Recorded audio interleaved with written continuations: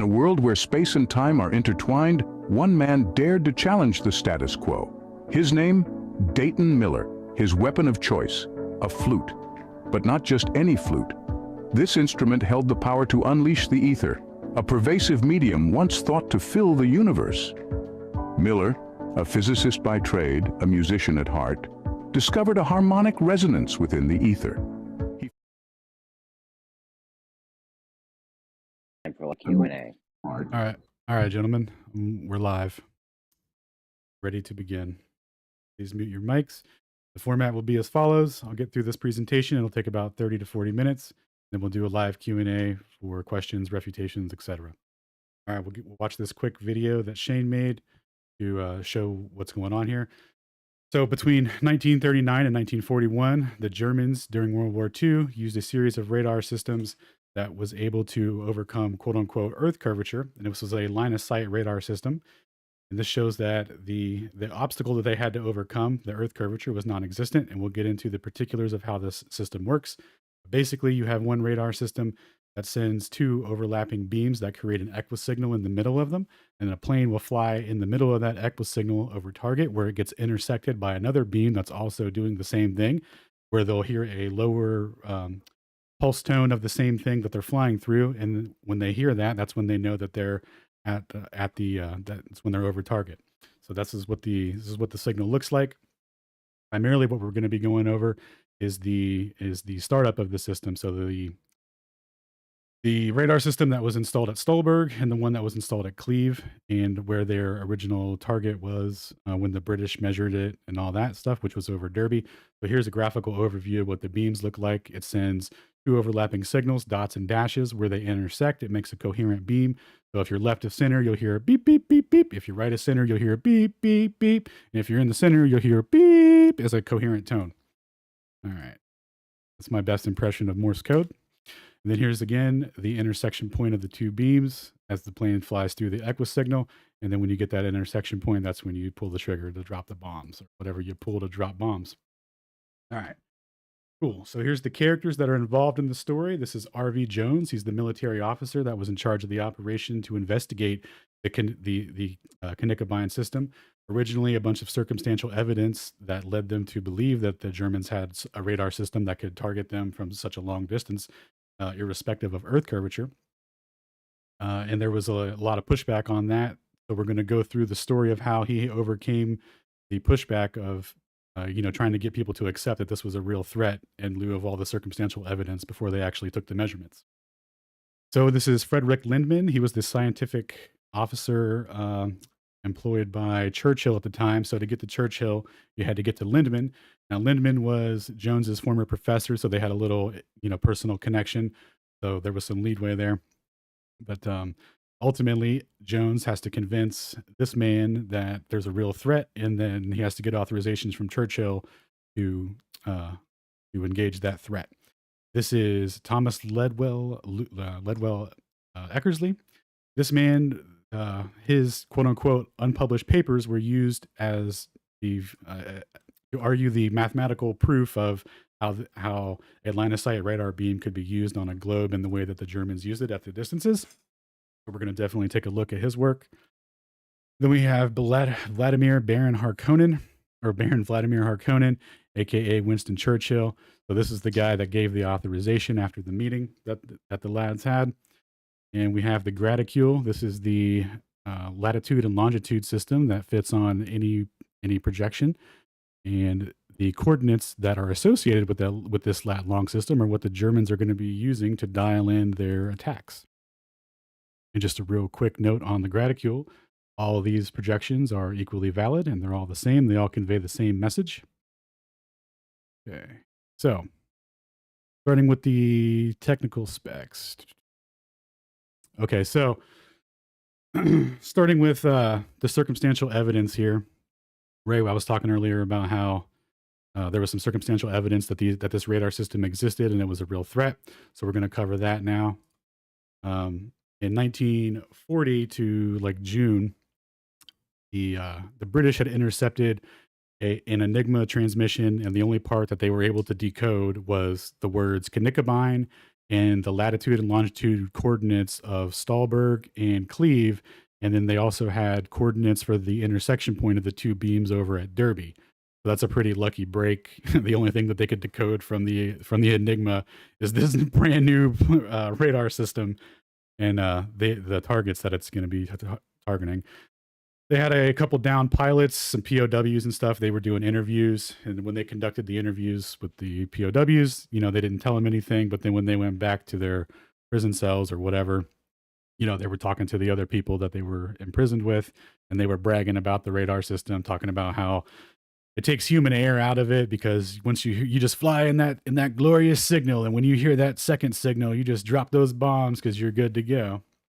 Um, let's see. There was a couple other things. So there was a down plane they found that had an overtuned radar system. So at the beginning of the war, supplies and all that were running low, but like 10 years prior to the war, a new radar system called the Lorenz system was invented to help do blind landings for planes at night. This was widely commercially available, so there was tons of these receivers and all that stuff set up, already inherent in the planes. So what they were using was that Lorenz system, but they were using it tuned to a lower frequency, to be more sensitive than it needed to be. And when they recovered the downed planes and they realized that their receivers were overtuned, that was an indication of the frequency and whatnot that they might be using. And then based on the equipment, being a Lorenz beam and all that, they had some guesstimates on what they could be looking for. Then there was the case of a pilot who was shot down at dawn, and he knew he wasn't going to be able to escape anywhere, so he just took the papers that he had on him and started ripping them out and stomped them into the mud. By the next morning, the British had them reassembled and completely cleaned and deciphered, and it was more or less talking about the radar system, and it had some technical specs on it. Now, they weren't sure if this was like a German hoax and they were just, doing crazy stuff to mess with them psychologically or whatnot. And so again, like this is all circumstantial evidence. And a few years prior to 1939, the British had proposed a similar radar system to accomplish the exact same thing that the Germans were using it to do. But they shot it down because Earth curvature. They were like, nah, it'll never work. You can't fly a line of sight beam through Earth curvature. It'll hit curvature at about 50 miles, 30 to 50 miles, depending on, their math and whatever that they suggested at the time. So it was like a non-starter for them. So at the meeting with Churchill, or actually, sorry. So when you follow the story, right, you'll have R.V. Jones, the way he tells it, he's got his circumstantial evidence, but he still has to overcome everyone's belief system in Earth curvature because, a bunch of scientists are in the room and they're all arguing against the possibility of how it could work. So he says in here that he was armed with Eckersley's papers to back up his, scientific assertions on the mechanisms of how it could possibly work, but makes no specific claims or no specific details into what he actually used. But during the meeting, because he did end up pulling some strings with Lindman to get the meeting with Churchill. And during the meeting with Churchill, he was like, okay, guys, I've had enough of this. Jones, tell me all the circumstantial evidence in order and we'll go from there. So Jones lays out the whole narrative and Churchill gives the authorization based on the circumstantial evidence and not the scientific arguments, armed with Eckersley's paper or whatever. So the next night, the next night he gets his authorization. So Jones sends up some boys with AM radios tuned to the frequencies that they had determined that would be available to the Lorenz system that the Germans were using at those frequencies from the down plane, and they intercepted two radar beams. One was over Spalding, which is about 50 miles shy of Derby, and then there was one over Beeston that's about 50 miles to the east of Derby. Yeah, Derby. So when these planes flew up at altitude, they were at 19,000 feet. And they found that the equisignal of the beam was 400 to 500 yards wide. So we know the starting beam dimensions and all that, and we'll get to that. So we'll get to the significance of these measurements here at 400 to 500 yards over Spalding and Beeston, respectively. Now the Beeston beam's a little bigger, but we'll get to all that. All right, so we have. So this is just on the blind radar system, how it works. So again, this was derived from a blind radar system for landing, but just turned out in reverse essentially. So instead of guiding a plane in, it guides it over target. You fly at night, you hear your signals, you stay in the signal, you're on the right path. You hear your intersection signal, it's time to drop bombs. But here's a picture of not the radar system. This is a radar system called the Bernard Station. Now, these are different from the Kinikabines. I was using these for a little bit. That was a honest mistake on my part. I thought these were the Kinikabines. These are not. This is the Kinikabine station right here. And we'll get into the dipole alignment and how all that works here in a second. So this is the big Kinikabine, and this is the little baby Kinikabine. Um, they were the first two that were made at Stallberg and Cleve are the big Kinikabine systems. So these big 99-meter ones here, these are the ones that started off. These are the ones that the Germans tested with and that the British detected. So because that was in, see, the Germans did a test in 1939, and then the British detected these in basically in June 1940. So and they came from these two big radar systems at Cleve and Stolberg. Here's an overview of what the dipole alignment looks like right here. And here's a nice little topographical view. As you can see here from the dipole alignment, the vertical, the dipole placing overlaps, overlaps. Basically what they have here is there'll be peaks and troughs created from each one of these. And then the way they have them spatially separated is that at the trough section, there'll be another dipole to start another peak. So we'll see what that radiation pattern looks like when it's all configured out. But basically, what they can do here is adjust the width of the beam by adjusting the dipoles in this fixed grid system here. All right. So here's a topographical view of the radar system. It's fixed horizontally. It rotates on an axis on tracks. I think it could do 2 rotations a minute, if I'm not mistaken, something like that. But this is how the radar systems work. They, dial in their lat longs, and the plane takes off. And then once they get over the shore, they get in the signal, and then they fly the signal all the way into the target. So here's what that dipole alignment creates. It makes a radar or a radiation pattern that looks like this. All right, now this is a topographical view from the smaller K Nicobine, but this is what the big one looks like too. It's just this is just from the diagram from the small one. But anyway, we see here we have our dots and dashes, and we have our intersection point here that the plane's going to fly through. And then again, the width of that is adjustable by the dipole alignment. All right. And these are some German dudes that turned coat and started reporting in on the radar systems and stuff. So shout out to the boys over here. All right, here's some more angles of how the beams and stuff work, the intersection points. So here's a layout of the radar system.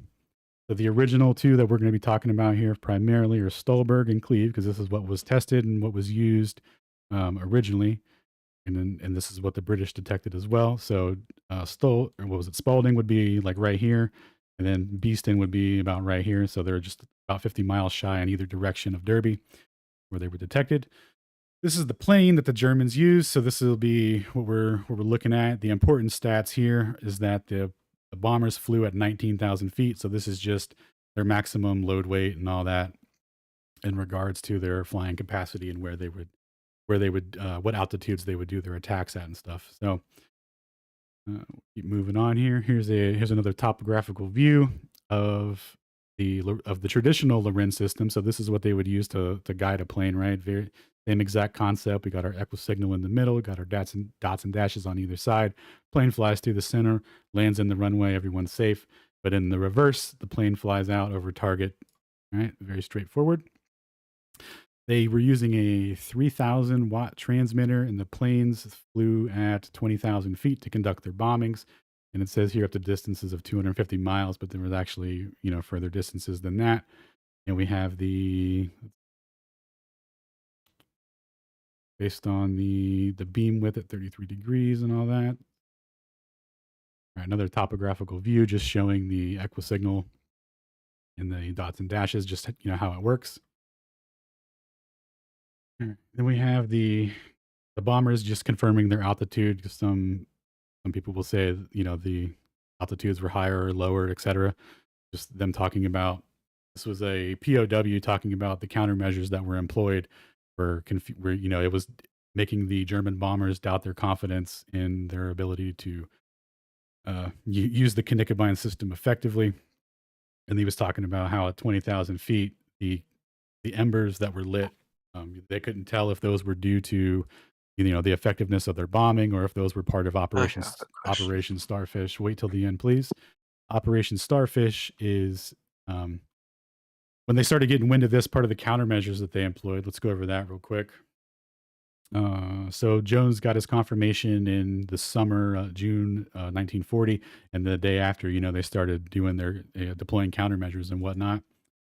And one of those countermeasures was obviously radar jamming. So they knew the signal, so they would high priority targets, they would emit radio signals of the same frequencies that the Knickerbein systems was using to throw those off. And the second part of that operation was Operation Starfish. What they would do is they would build a giant burn pile, essentially, kind of close to like a high priority target. And then when the bombing would start, they would they would light that fire up, and it would create a bunch of embers and smoke and all that. And the German bombers, flying over would see the red embers, and they would go, "Oh, that's where we need to hit."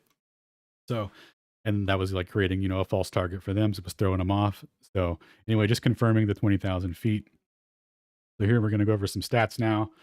We got Spalding, England to Cleve, Germany. So this is where the first radar beam was intercepted by the British during 1940 in the summer after Jones got his authorization. So this is 247 miles. And then we have, what was it? 74. Was it? Oh, 274 there. And then we have Stolberg to Derby, which is 451 miles, but they intercepted over at Beeston. And I don't have the distance for that, but it is about 50 miles shorter, if I'm not mistaken. Should have a slide for that. My apologies. And then we have the full distance from Cleve all the way to Derby. And then the full distance from Stolberg to Derby is 451. But like I said, they intercepted it at Beeston, which is about, would put it at about 450 miles. All right. Now we got the beam specs here. So we know the starting beam width and the amount of divergence, which is 0.3 degrees. And we have the starting wavelength, which was 10 meters. So it was a 30 megacycle frequency. So we have the starting dimensions, and we have the fact that it was measured at 450, or I'm sorry, 400 to 500 yards over, what was it? 274 miles, Spalding. So we'll get into what this looks like and the problems it creates. So originally this radar system was rejected. Oh, Beeston is around 420 to 430 miles. Sorry. So let's see. The Germans, or sorry, this is why the radar system was originally rejected, right, by the British when they proposed it, because at their elevation above sea level, you're eventually gonna hit Earth curvature at about 30 miles. They projected about 50 based on their elevation. But once you hit the Earth curvature, you're going to have a tangent all the way to the sky over target, which is going to make it's gonna put that equisignal of that beam, at what was it? What was the total altitude of that? It's on the picture. 18,000 feet. Yeah, no, 38,000 feet. Sorry. It's going to put it at 38,000 feet above target, which creates a discrepancy of 18,000 feet because we know that the bombers were flying at 19,000 feet. So the equisignal would have to be extended by 18,000 feet, which would extend it to 3.4 miles, completely making the radar system unusable. We know because the radar system was measured at 400 and 500, between 400 and 500 yards respectively, that this type of beam divergence didn't happen. So there was no hitting Earth curvature and diffracting out, and to place it at the correct altitude over target, that would have made the system completely unusable. So this is from Cleve to Spalding, right? This is where the British detected it. And then we have we have cleave to Derby. So this is the full distance, right? Because they did use this system for an attack, and it was unsuccessful on the first attempt. But this was they did end up using this to try and hit Derby once. And so let's see here. So cleave to the full duration to Derby puts the beam at 60,000 feet, which creates a deficit of 40,000 feet. And we know because they're at 19,000 feet that the beam would have to be extended 7.8 miles. Now, remember, guys, the whole point of this system is that you're flying inside of the equisignal of the beam, right? It doesn't matter how big the dots and dash sides of the beams are. It matters about the equisignal. So the only way the equisignal that those two beams could overlap at an altitude of 19,000 feet is if there's no tangent to the sky, over the target 334 miles to create that gap. It would have to be directly line of sight, as the radar system suggests, as it's being a Lorenz system. So then we're going to go over Stolberg to Beeston. So same situation over here. This creates a deficit of 111,000 feet, where the equisignal would have to extend 92,000 feet, which creates a 17.46 mile wide beam, which is not what was used or measured, right? Over Beeston, the maximum width would have been like 650 yards based on the divergence when you math it out. Now here's how it would work on a flat Earth, right? We have cleave. Real quick. These radar systems were all at the whole system overall was at different elevations, but none of them exceeded 656 feet, including the tower height. So we made, for these calculations, we gave a uniform 656 feet for everything. So just to make it easy. So in the same respect, when you look at that, what it would be on a flat Earth, there's no crazy deficits, nothing that has to be accounted for. It just works out.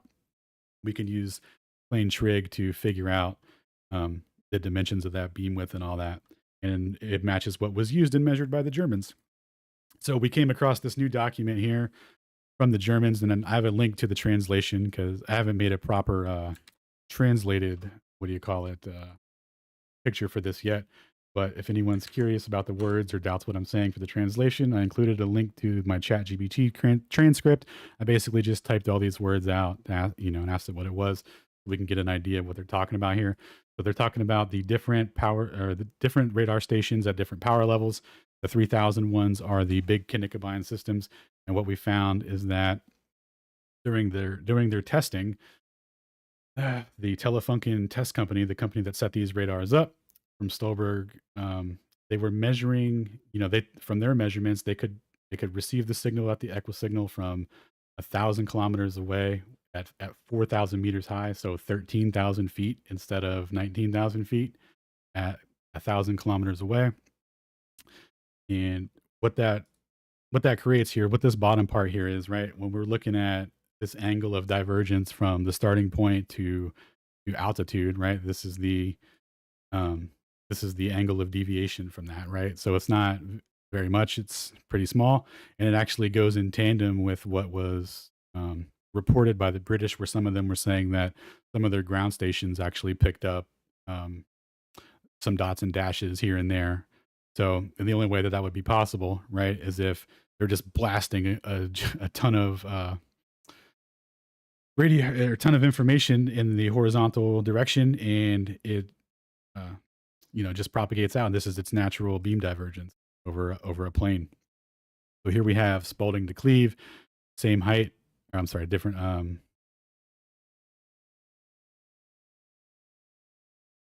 different altitude. Sorry about that. And the angles are less than a degree of deviation from the ground. So here we have Cleve to Derby, 600 meters in height, or 6,000 meters. So none of these require any like special explanations or diffraction or refraction or sky propagation or anything like that, which will be proposed as the mechanisms in the official narrative here. So we have the chronology of the bombing campaign.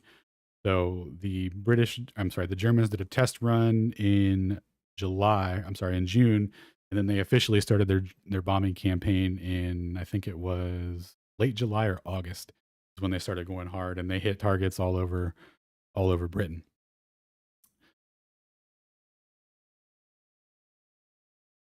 This is just more on the measurements of the beams and all that.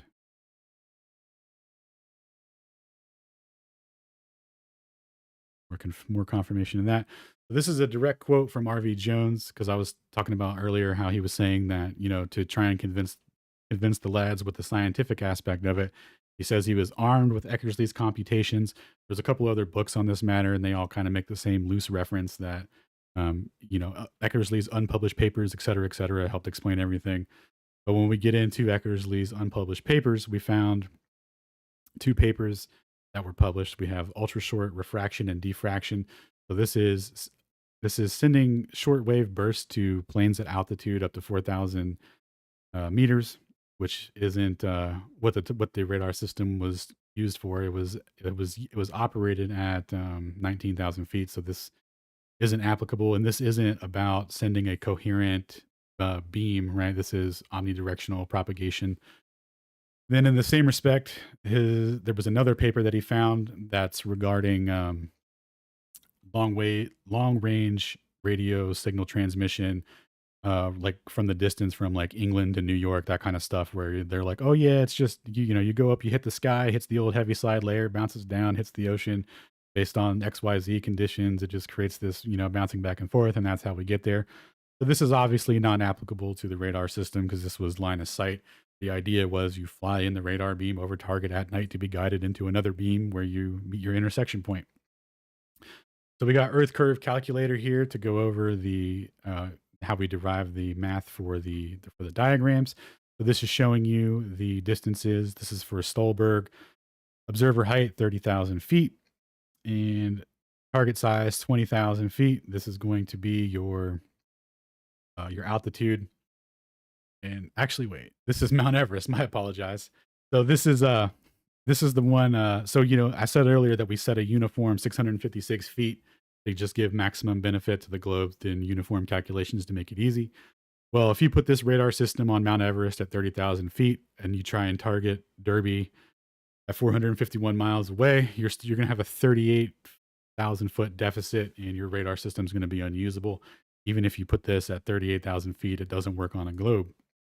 There's an additional claim that the X-Garot system had such a fine beam that the 0.05 degree beam was so narrow that in calculating its bearing, a 5-figure log table had to be used to take into account that the Earth isn't a perfect sphere and it's slightly flattened at the poles. Well, this is in regards to what's called the deflection of the vertical. When you get into geodetic surveying, the correction angles that are used, this is not proof of anything like regarding Earth curvature or overcoming Earth curvature. This is basically having to have your radar system go a little bit to the left or a little bit to the right, depending on where you're targeting, due to the compounding deflection of the verticals. This isn't, it's a cool story, but it doesn't mean anything. Okay, so this is the X-Garot system showing the same thing. This is how that worked. You would fly through your director beam. You would hit a beam here, and that would let you know to ready up. You hit your second beam. That's when a timer starts. You hit this beam over here for your third beam, and that's when a timer counts backwards, because it's establishing your absolute velocity between these two.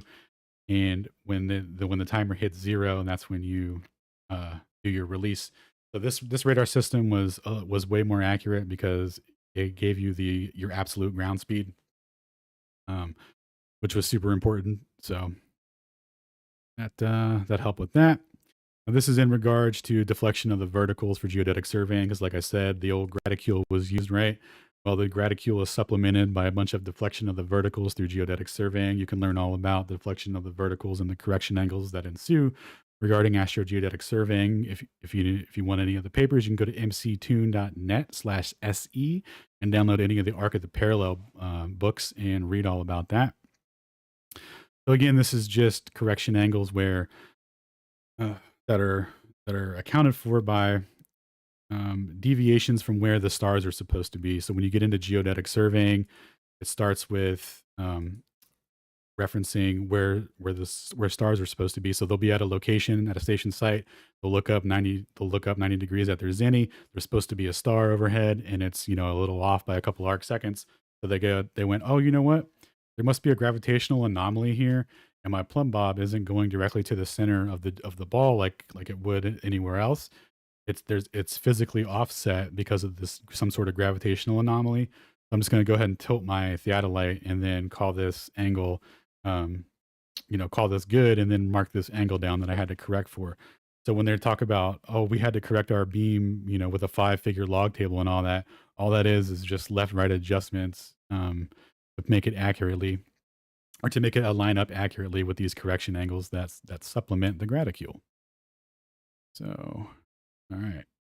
And I think that's everything, lads. That's a quick one. Oh, so some people will say refraction is responsible for this. I was talking to one of the authors of, what is that book? His name is Tom Whipple. He wrote one of the Secret War books. The Secret War is about the Battle of the Beams. And he was arguing that, refraction solves this and stuff, but, providing no specificity. I pressed him a bit, and he basically said, oh, you know what? I saw the real calculations, but I don't remember them. I have to get back to you. And then he just ended up saying, refraction pretty much solves this. And it's like, okay, well, standard refraction is 0.168. And if you were trying to refract, to get enough refraction to put these beams around Earth curvature, you would need an index of 0.794, which extends Earth radius to 19,000 miles. And I don't think anyone is comfortable with extending the Earth radius 19,000 miles to justify that. And that's the end of the presentation, boys. If anyone has any questions, comments, and concerns, the floor is open to the lads. Again, Alan. What's that? No, I just said well done again, bro. Oh, thank you. Nice. Dude, that was a speed run. 32 minutes. Clock it, boys. That was a good one. That's what I'm saying. That was nice and tight. I hope someone says refraction. So what are the three attempted steelmans for the globe to explain this? Well, the first one was refraction. Second one was indiscriminate diffraction with no specificity. So in the Dave McKeegan video that he put out as a rebuttal to the presentation that I did on Globebusters, now I did get a couple of things wrong, and he did correct me, much respect. But in his claims of how this would work, and just claiming indiscriminate diffraction, he never showed anyone any math or anything like that, or how it would, how much diffraction or what it would do. And the reason for that is because when you math it out, you end up with this. Having to account for a deficit of 18,000 feet, which ruins the equisignal, right? The whole point of it is having an accurate equisignal. If your equisignal has to extend 18,000 feet to hit to be over altitude, continuously, then it's not useful. Now, right, it's continuous, coherent signal. So what you're saying is basically whatever the width of the beam is when it arrives to the target, it's accurate within that range. So if it's like a 500 yard wide beam, it's accurate within 500 yards. Yep. And then, go ahead.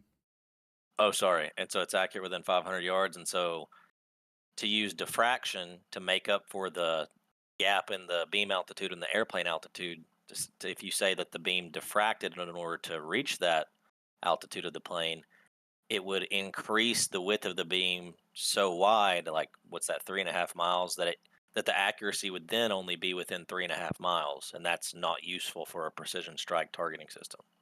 Absolutely correct. And the further distances the targets are, the more useless the system would be. But interestingly enough, right, we have the report from the Germans, from the Telefunk company that built the system, right? And they were flying at an even lower altitude at further distances, and were still able to use it effectively, or what would be effectively. And then the Germans had their own rating for it, where they, you give a little higher end on the spec for air tolerance and whatnot. But yeah, this thing was a beast, and if it worked or it can't work on a globe because of that diffraction reason, right? Like if you once you tangent to the sky, it's over, and there's no bouncing. It's not a skip. It's not a skip zone thing. They're literally flying through it at night to guide them into another beam. So this one 17.5 miles. So basically, if it was diffracted, you would have a 3.5 mile beam intersecting with a 17.5 mile beam. So you would only have a bombing target accuracy of 17.5 miles. Uh-huh. Yeah, yeah, which is pathetic, dude. But we know that it was much more accurate than that. The British actually measured the beam width as Yeah, being yeah, and you know what's 4 to 500 cool? yards. And you know what's cool about the British measurement is that it's also congruent with the Germans measurement, with the Germans measurement, right? And when you get into Jones's estimation of the accuracy, well, his accuracy could have only come from doing plain trig, right? So the idea that he he used some ball math or Eckersley's paper to substantiate this as how it would work on a globe is not tenable, right? I mean, like they would show those calculations, they would be so proud of it. Eckersley would have redefined radio propagation or line of sight radio propagation. These things just didn't happen. It's just not talked about, and it's just kind of like brushed under the rug with like a broad stroke, vague claim about it, where it's just like, oh yeah, armed with these papers and the circumstantial evidence, we were good to go, and they never explain how it would work. There's the first skywave propagation rebuttal from left brain. So this says that the beam divergence was within plus or minus 1/10 of a degree, and the British measured it at 2/3 of a tenth of a degree. So the British measurements are incongruent or are totally congruent with the Telefunken specifications on their test. Yep. Word.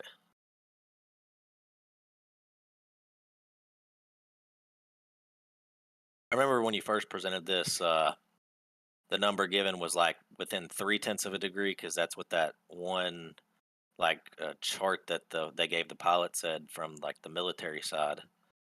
But Yep. this is the actual company that built it and tested it a year prior when they set the towers up, right? So it was clearly, as measured, much narrower than the maximum theoretical beam width of the 0.3. It appears. Yep. Yeah. So, Go ahead. oops, I have a didn't question. mean to do that. What's up? Someone in chat is asking what gyroscope drift in inertial navigation systems are. This is about the Battle of the Beams. So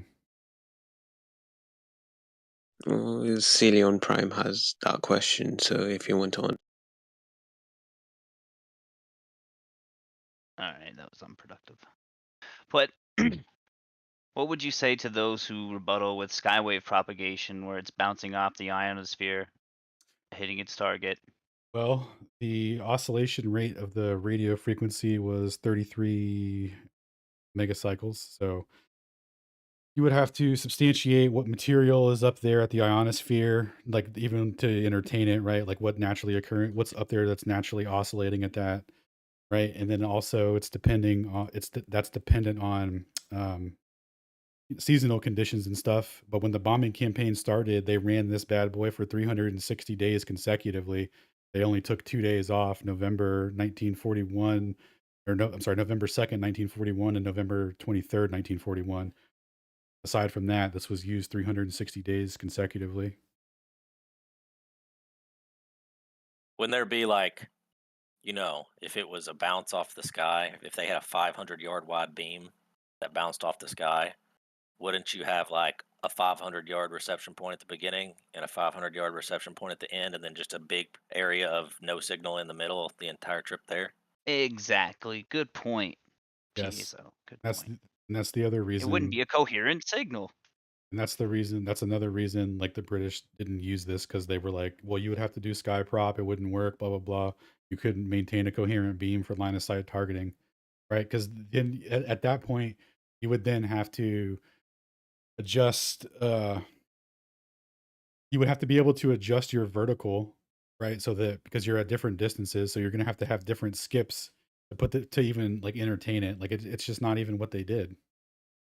Right. Oh, yeah, because it was on a horizontal track. That's in those pictures. It's just a Right. horizontally mounted thing that just rotates left and right. You don't even angle it up or down. You don't control that, do you?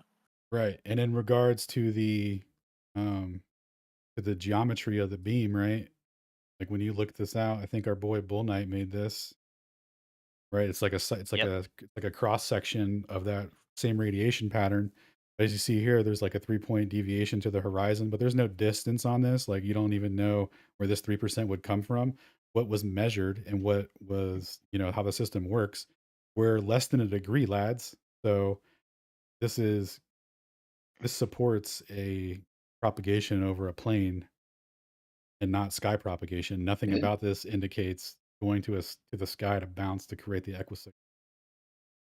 One thing that's worth noting when we're talking about beam width here, it's not the width of the actual beam that they were measuring. It was the width of the overlap of two beams.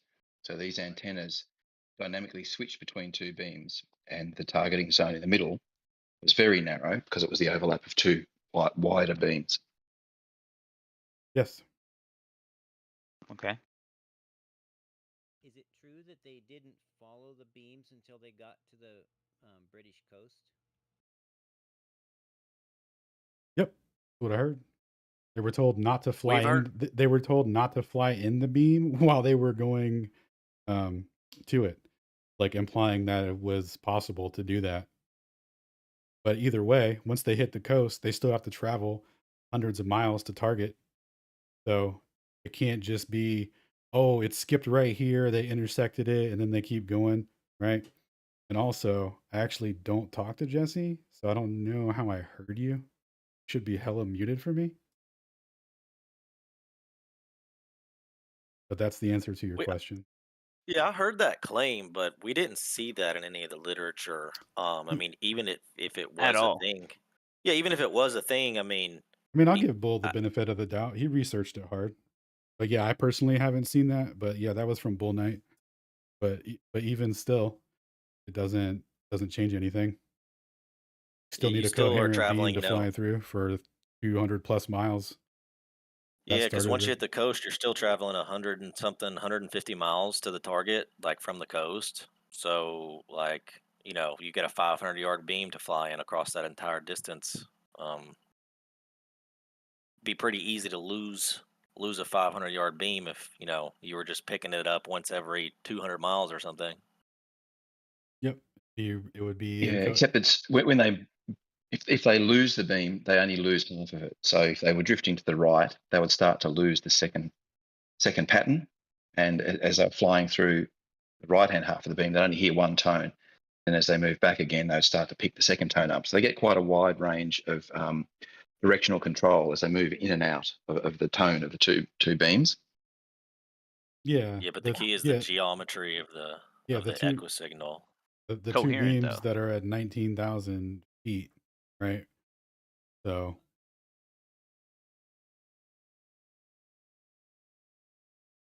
So other than skywave propagation, is there any other rebuttal out there? nope, Because those are the only two that have been put forward. Shout out to the Modern Day Debate Discord. Someone over there is the one that corrected me on the Bernard system mistake, and then that's actually what led us to finding the German documentation of the more uh the lower and further distance measurements. So shout out to them. Yeah, because the previous presentation you gave, right? You were like describing, hey, at 19,000 feet, 450 miles away is just totally impossible. That beam should be 120,000 feet in the sky. But now we have, like 600 miles away at 13,000 feet high. So it's like even worse now. Yep.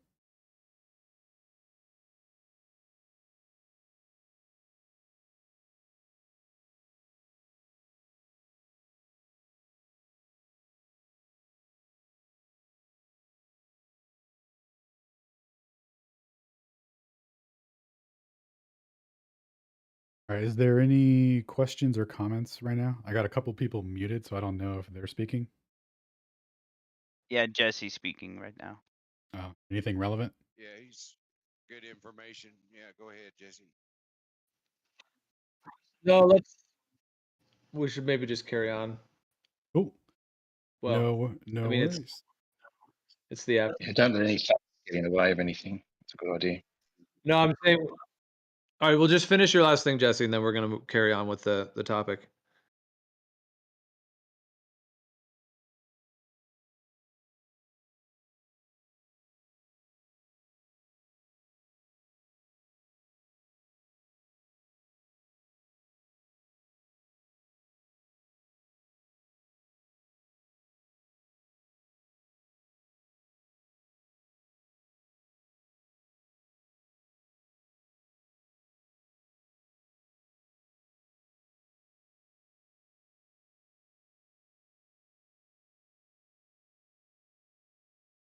Oh Yeah, man, it sounds that just like Winston Churchill again. Yeah, We that gotta picture you got in chat, by the way, Jesse, just so everybody knows, that picture Jesse has in chat says right there very clearly 630 kilohertz. That's about 0.6 megahertz, just over half of 1 megahertz. That's not a line of sight frequency at all. That is able to go further than the topography in front of it because these waves are omnidirectional. They spread out in every direction off of a single dipole antenna.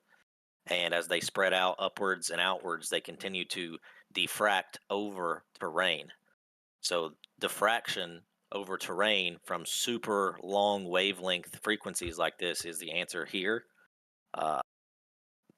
That's not what was used in these radio system or these radar systems, though. But 100 times stronger, right? 33 megahertz, around 30 megahertz.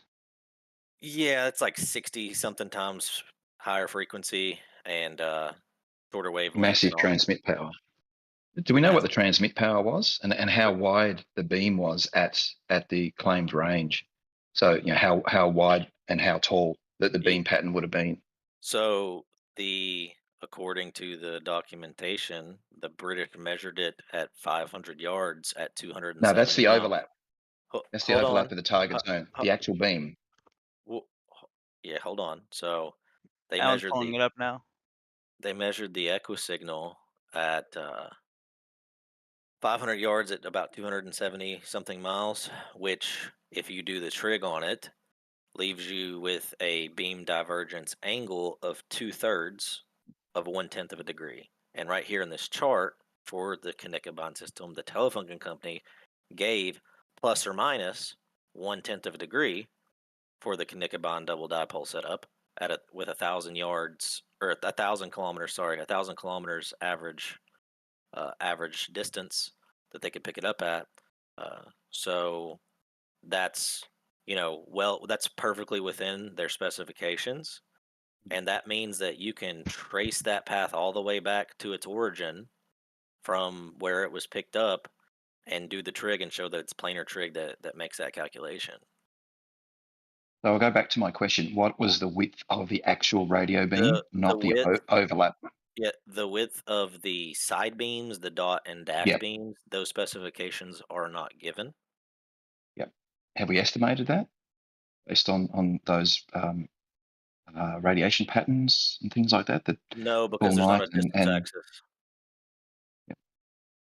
The radiation patterns don't have a distance axis. They just have a geometry. I'm uncertain. It's on the documentation somewhere, probably. Yeah. Can you flick that Telefunken documentation into the chat? Just it'd be interesting to see it. Sure thing.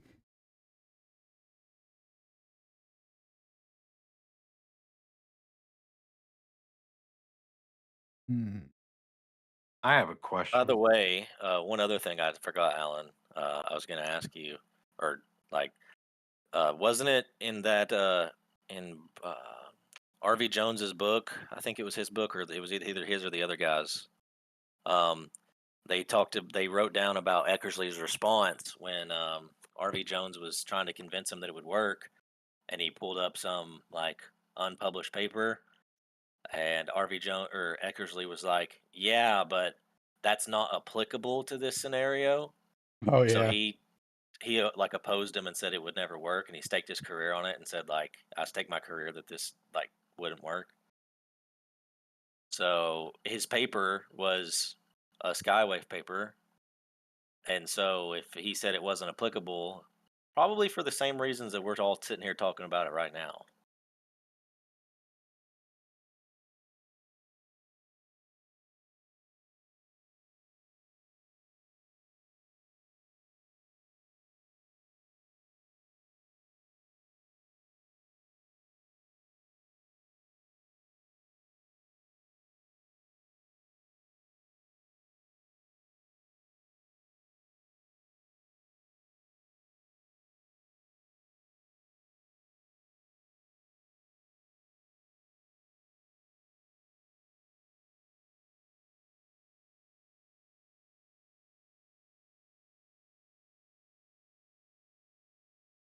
Yeah, but 40 megahertz would penetrate the ionosphere according to the globe model.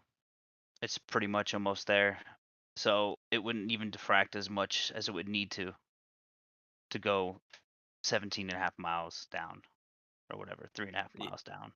Yeah, you can't. It can't be skywave because the planes flew inside of it. Like they have a blind guide beam, and you can even see the like some of the documentation that shows the like the altitudes that the planes fly at within the beam to receive it. Even though they had those charts that showed that very short spec, because it's a fact that it extended way further than that. But it was like the like worst case scenario charts. And if you're shooting at the sky, which they were not, we can literally see the towers in the pictures, and calculate the angles using trig based on the beam width. But even if it was, you wouldn't receive these beams throughout the flight path. If you look up the Lorenz blind landing receiver, which this was a modification of, it is a continuous tone that you have as a guide. You can watch the documentary. The guy even gets up inside of the plane and flies in it and lets you hear the tones and everything, because the documentary was from like within the decade after it happened, the Secret War. Pointing it up at the sky and having it come back down hundreds of miles away does not work as a guidance system. Why not? It's not a complex modulation. It's very simple pulsed CW. It's the simplest possible radio signal. Why would that not work via skywave propagation? It's been said 3 times now. Let me say it the 4th. The planes flew inside the beam across the flight path. They didn't just pick it up at the beginning and then fly all the way to the target and get it at the end. It's a 500-yard beam at 270 miles away. So you shoot a 500-yard beam up into the sky, it comes back down, you're flying across the ocean, and at some point, oh, for 500 yards, I've got it again, which at airplane speeds would be like half a second or something, or a second or 2 seconds, however fast they fly. Oh, it's gone again. Guess I'll see it in another 200 miles. Like, that would not work as a guidance system. It doesn't make any coherent sense. And Eckersley, when faced with his own paper about skywave propagation for radio, omnidirectional radio, at 4,000 meters at like, what was it, 400 kilometers, which is far short of what they actually picked these up at, he said that it was not applicable, which, because it's not, because of the geometry. It would be applicable for perhaps a radio station, because all you need to do is touch any part of the signal at any point along its curve to receive. That's not how this worked. This was a equisignal.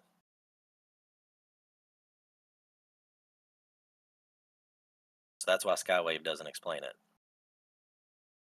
I've got a question. What up, King? What's up? I was kind of busy, so I don't know if you touched on it tonight, but I do know when I heard you originally talk about this. Another thing they did, you said that they sent 2 beams that were like perpendicular to the beam they were following, so that they could get their airspeed Yeah, that was and the estimate. 'X' to lot system. Yeah. So in order for these other two beams to actually hit that beam so that they would fly through one and then get down and fly through the other one to get their airspeed, wouldn't that pretty much mean that the beam would have to be straight? I mean, how are you going to figure out where it's coming down at and going back up if it's, if it's diffracting or, if it's bouncing up and down, right? Skipping. Right. So just those two perpendicular beams crossing the path of that beam kind of like solidifies that it's taking a straight path, doesn't it? Yep. Yeah, even more so than it's just already obvious from the fact that the planes flew within the reception. But yes, you're right. It's doubly sure from that. Yeah. I mean, to me, it's obvious why they made non-specific claims during the documentary and the official narrative, because then that would like lock them into something that's, you know, not applicable. So, but when you look at the estimation that the estimation that Jones came up with, and what the Germans measured and what the British measured, the numbers all are congruent with plain trig, right? So there was no counting for sky prop or skip zones. It's a line of sight radar system, lads. If skip zones and whatnot were applicable, when the British proposed it, they would have been like, hell yeah, brother, we'll skip zone right on over to Germany.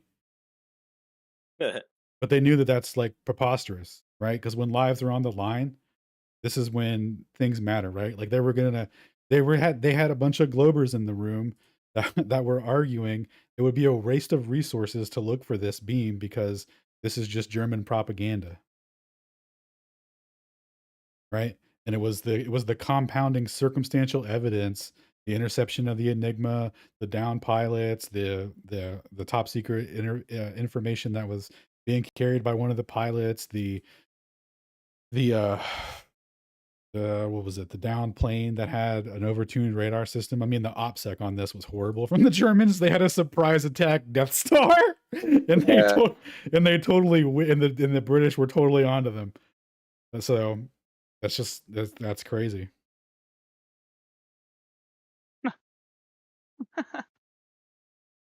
There's a lot of parallels, isn't there? Yeah, it's very telling, right? Because they would have been like, Eckersley says that, and that's how it would be maintained line of sight. You don't get that in all of these books right here. I've got 3 or 4 of them. We got Whipple, this guy, Tom, Jones himself, and I think, Hensley. All these lads, right? When you read through their book and you get to this part of the story, when he says, when he talks about, being armed with Eckersley's computations, using Eckersley's unpublished papers, when you watch the documentary interview, he makes like same quick reference. Oh, I had some calculations done by my boy. It's like, okay, what'd they say? Well, he based his estimations off of plain trig. So did Eckersley just do a bunch of plain trig? I mean, what happened? Seems like it.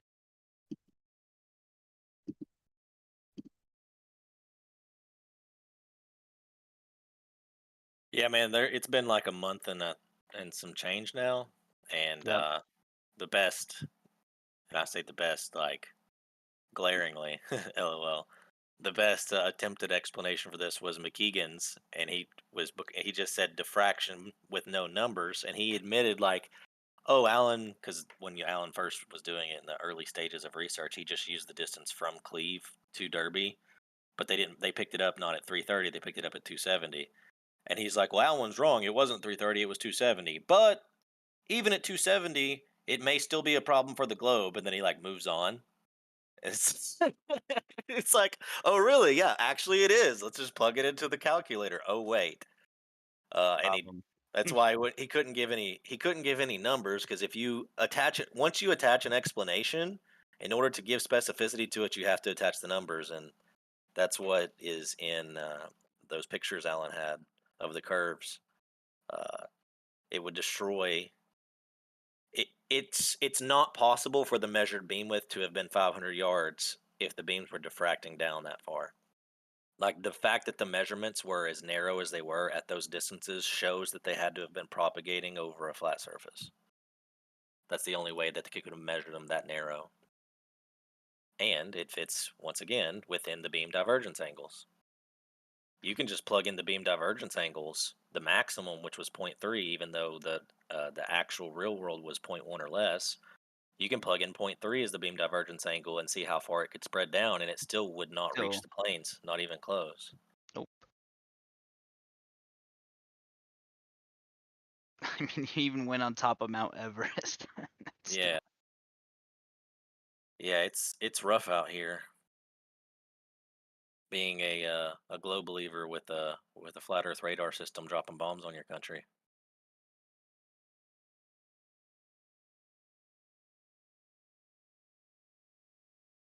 Oh no, they did it for like 360 something days straight.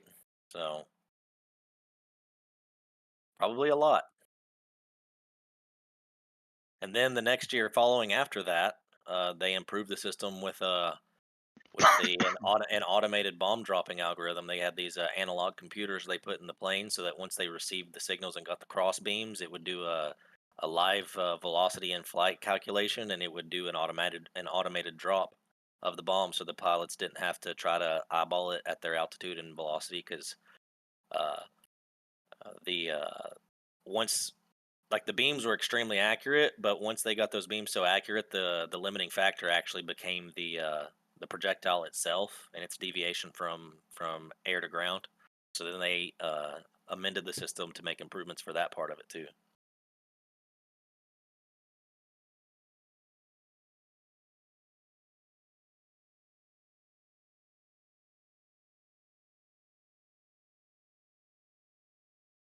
Any other questions? Rest in peace, globe. Yep.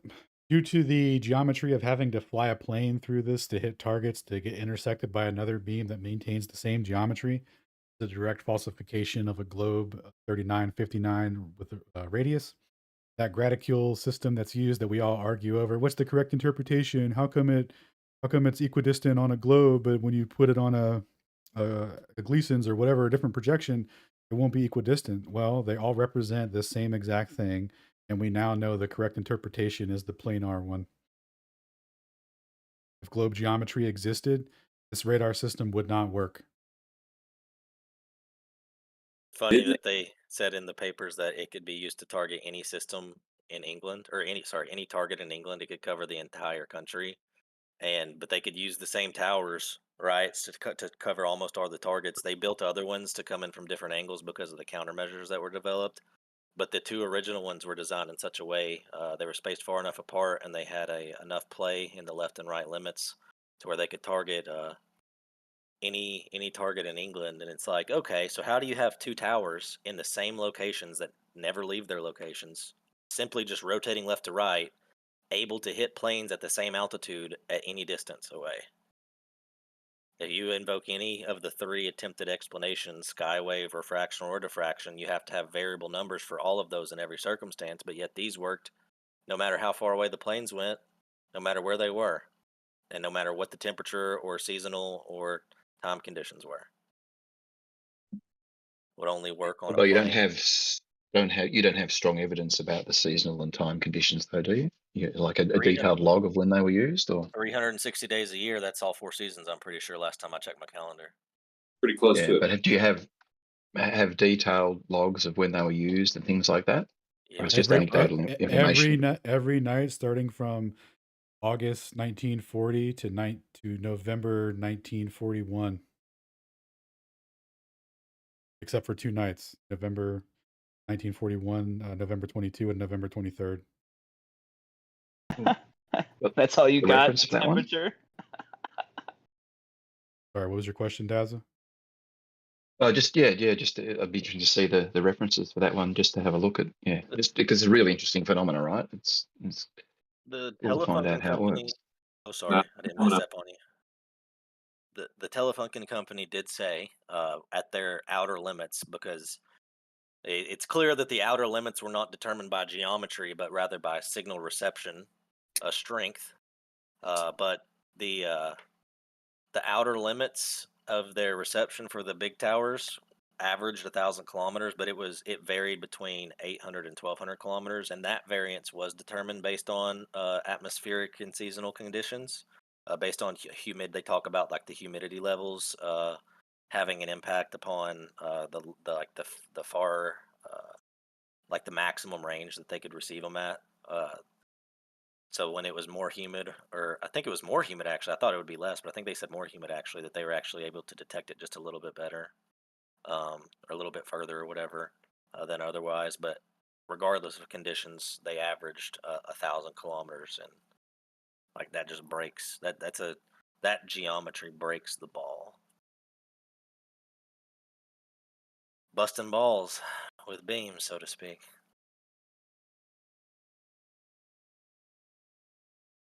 Your guys' favorite radar system that was used in between 1940 and 1941 to bomb Britain? Mine is the Knickerbein, the big Knickerbein system specifically. Yeah, that Was book it that this paper's from actually is like, it's probably like 100, it's like 80 to 100 pages, something maybe, but it's got like a whole entire, like, I want to say 30, 40 page section just detailing like almost every bombing campaign that they have record of. And it's just like a year plus straight of bombings. Yep, every night there was at least one bombing. Sometimes they would do 2 to 3, but every night consecutively, except for those 2 nights in November. they have two? Can I make an emotional statement No. real quick? The reason I became a flat earther back in 2016 was because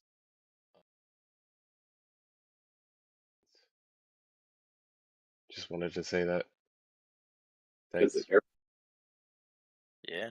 Sorry, say that again. Your mic cut out. No, I was just saying the reason I became a flat earther back in 2016, October specifically, was because of studying flight, airplanes, how airplanes behave. That made it for me. That was the turning point. That's why I became a flat earther. Oh, nice. And Oh, he's this is basically Egyptian Dave. I remember this guy. Egyptian Dave. I like the nickname. Dave, as in which Dave? New perspective. Never. Colloquial claim, because I don't have the references for this one. So take it for what it is. But they still use a very similar type of technology to the Lorenz blind landing receivers today to land planes at night. They still, it's the same type of technology, just I'm sure improved with more digital tech instead of like the old analog setups. But either way, I've seen reports that because back then they would turn them on between like 20, 30, 40 miles out, uh, which is like a geometric thing, of course, and a power thing, both. But nowadays, with our modern power systems, I've seen the claims that pilots have been able to pick those beams up like 200 plus miles away from the airstrips when they're coming in. Like, because they just have a bunch of power turned to them, they flip them on, and they can just receive them really far away.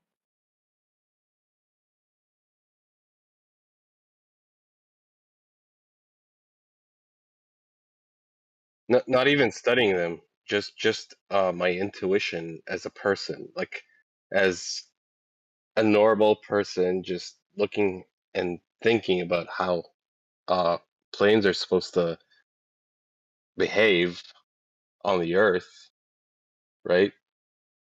With no like it wasn't a study per se. It's just my intuition. That's why I'm saying it's an emotional statement. Like this is what brought me into the flat Earth, but in essence, this is what I slept on. Then woke up my wife. I'm like, "Babe, the Earth is flat." In essence, but like that was the thought I slept on that kind of like affirmed it for me. Like I thought about it from all angles and perspectives in terms of movement and curvature of the Earth. Um, I can go deeper if you want to, but No, that's like, good. what are That's you good. asking me? Oh, That's good, bro. one second. Are we done with this beam thing? Yeah, 1 second. So Yo, Jesse, you were actually banned because you're an incessant liar, like you're lying right now. You're acting like you had access. You acting like you just recently got banned or something from EtherCause. Bro, you've been banned for like a year now for doing exactly what you're doing now, just outright lying, right? So when you're saying here, like, you have no explanation for this, pretty sure this is why I got banned. Now you got banned because your behavior is dog shit, and we don't allow dog shit people on our server.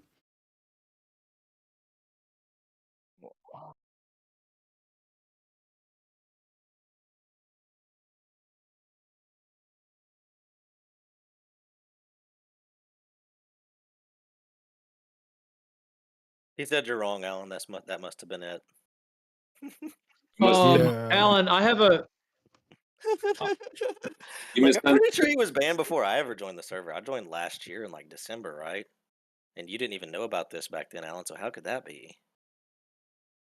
Yeah, doesn't even make sense, dog. You got banned for doesn't matter. Not going to get into it. You found out about this about a month and a half ago. Well, Super I knew weird that they would claim that you a year ago got banned over this topic when you just learned about it like in the end of July. incessant lying, dude. So I don't interact with him. From the questions that you were answering and then repeating, it was just like literally the same thing. They could measure. Hold on, let me just get this straight. I missed a big chunk of that. They could measure this beam width when they received it, so they knew how wide the beam was. And given the width within the range and the geometry that's going on, you're saying there's no way it could have made it to the thing. Both beams about 400 miles now. 450 for Stolberg to Derby, or sorry, yeah, Stolberg to Derby, and what's the distance? 600 for the Telefunken tests, which was the company that built it at a much What's lower the- altitude. Do you know what the distance off the top that these stations are positioned at? How far apart they are? From each other or from the target? Because we gave the target distances.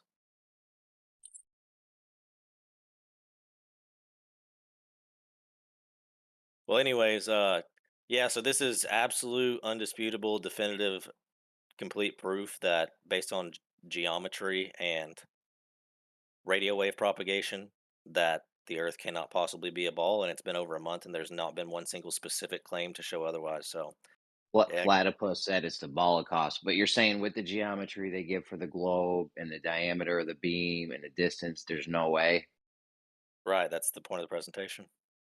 I missed a nice chunk of that. I'm not gonna lie, but It's in the picture charts. it's the Holocaust. It's fine. I'm not gonna be able to. That was the whole presentation, Jeremy. Like, you missed the whole thing. Yeah, my bad. I'm gonna run it back though later. We'll rewatch it. Bro. But for real though, before we go on to anything new, I'd like to get into the train thing. If when we're done with the beams. Yep, here we go. I got Going the train. once. You gonna go the one? You gonna call it auction on the beams, Alan? Oh yeah, okay. Well, Jeremy. Oh, go ahead. I mean, I was gonna ask one thing as well, but yeah, go ahead. Alan. Yeah, it was just a meme or whatever. So it's solidified though. We're good. You can go. Well, hold on a second. I was actually going to ask Alan, like, what do you think in terms of like just the military and then the shape of the Earth? Do you have any thoughts on like how they're running it now? Like, I mean, from the perspective that the Earth has a planar foundational geometry and all of that, a lot of things would have to be different. So how do you think they're, just like any thoughts you have on that now? Like, how do they keep that balance? Like, is it like on a need to know basis and then it's worked into a lot of their systems, like their GPS systems? And then like, where's the boundary of like, who knows the actual, true geometry at these longer distances in the military? And like, and that interface between like the people that sign up for the military and end up in these positions that are believing it's a globe, and then, what they actually have to calculate in certain cases, like meaning that like whatever technology that they're using in this was so long ago, like what they have now. So like, what are your thoughts on that in terms of how that's all happening now with the military and this kind of this component of it, and how you'd have to know the real shape to really do what they're doing? Can I say something to that? Can I like just answer that really kind of ridiculous question? Go ahead. Yes. So please. like, dude, we have like, you know, fighter jet pilots who are operating their systems their whole entire lives, and never once do they question the shape of the earth, because it's something that we're told so young. Like, the military is going to be so compartmentalized, and it could be right in front of your eyes, just like this whole Kanikabine system is telling you right now. This is a line of sight kind of thing. You can be given the straight facts right in front of you, and you're still not going to be able to see it if you don't know what you're looking for. So like F-16 fighter pilots, SR-72, 71, like just the operations of all of those things, dude, they don't need to know it's a flat earth to just believe it, you know? And so to ask who knows, dude, who the fuck knows? That's a good question. Who does know? But to say that like people would stumble upon it, I don't know, man. I don't think so. I think most of us go about our days not thinking about what the shape of the earth is under our feet quite often. And also, I want to say I'm a flat earther because fucking, what was that guy's name? The guy that said it was a ball, that this Kanikabine system wouldn't. Winston Churchill, that fucker thought it was a ball, and he was a dick and let people die because of it. So that's why I'm a flat earther. Amen. Well, I mean, he approved to go look for it. Everyone else was arguing against it, but he was the only one in the room that mattered. So once they, once he was convinced it was a done deal. There was another thing to note on compartmentalization, right? So you got authorization to search for these beams, and the only people that seen the actual math that was calculated to derive the accuracy of these beams, which matches plain trig, would have been Lindman and the boys and everyone at the room at when he was presenting to Churchill. Now, when he gave authorization to go search for the beams, the people that he sent up to go search for the beams were told no specific information about anything or how or why or what. They just said go fly around with these with these radios tuned, and if you hear a signal, holler at your boy. Right? Like, the people don't have to know anything about anything, man. Super compartmentalized, the standard usual shit. I don't know. I don't think much about it. True. Unless you're like shown it, but Gio, you said you wanted to ask something. Well, that was kind of what I was Did asking. Is like, yeah, he did ask, like, and he got answered. yeah, I mean, yeah, just like the current scenario of, because I mean, if they're doing this in World War II and before, I mean, that implies that they would know the Earth wasn't a globe at that higher level of the military since then, but probably even before then. But at that point, so that just implies that there then has to be a group that does know, in terms of behind all of this, because For sure. Definitely engineers. High level engineers. Yeah, you got to think like the dudes that are firing these rail guns that go like 100 miles an hour or something, or 100 miles line of sight. Like, it probably doesn't even cross their mind about what the shape of the earth is. Yeah, they're just shooting. It doesn't. Yeah, it doesn't even You cross wanna their give mind. us Even some- the high, like the technical, like the people who do the work, right? Because that's who you would expect to like figure it out. Not even them. If they're like brainwashed enough, they believe in a globe. It's not even going to cross their mind. They're going to perform these mechanical aspects of whatever it may be without even noticing uh, the shape of the Earth problem. It doesn't even cross their minds. Like, yeah, some of it's them not might, these. like the one that Witsit Yeah, they has might. talked about, Sure. where Yeah. the guy was doing those really long distance, the sighting, and he had realized like later, many years later, that like that he was actually, it wouldn't have been possible on a curved surface, but he was just doing it. So yeah, I mean, there could be some like that are just following orders and doing certain alignments and things and just not even. And you got to think too. It's Yeah, like, but in essence, like your question is, who knows this is being propagated, this lie? It's got to be top level, definitely, I would say. But who? Hard question to answer. Also, that guy that you spoke of that came out later to Witsit, he had to hear about it from the internet somewhere later on in his life. He didn't come up with that idea, so he could have gone his whole entire life without even thinking it, like, you know, going over it in his head again. You know, I think it's like for all of us, this subject was brought up, and then we had to take a second look at it when the preponderance of evidence, as it's so commonly stated, gets big enough, and we go, oh shit, maybe it's not a ball. And then we go, oh shit, it's not a ball. You know, so yeah, it's all there, dude.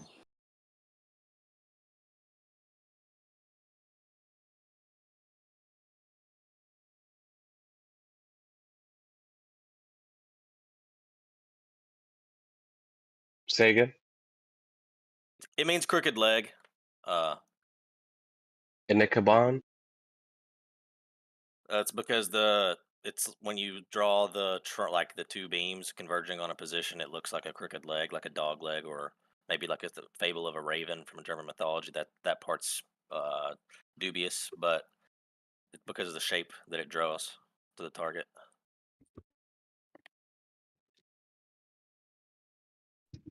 Left lane thought that meant skywave propagation. Rest in peace. All right, That's cool. funny. If there's no further, we'll go and do the relativity of simultaneity real quick.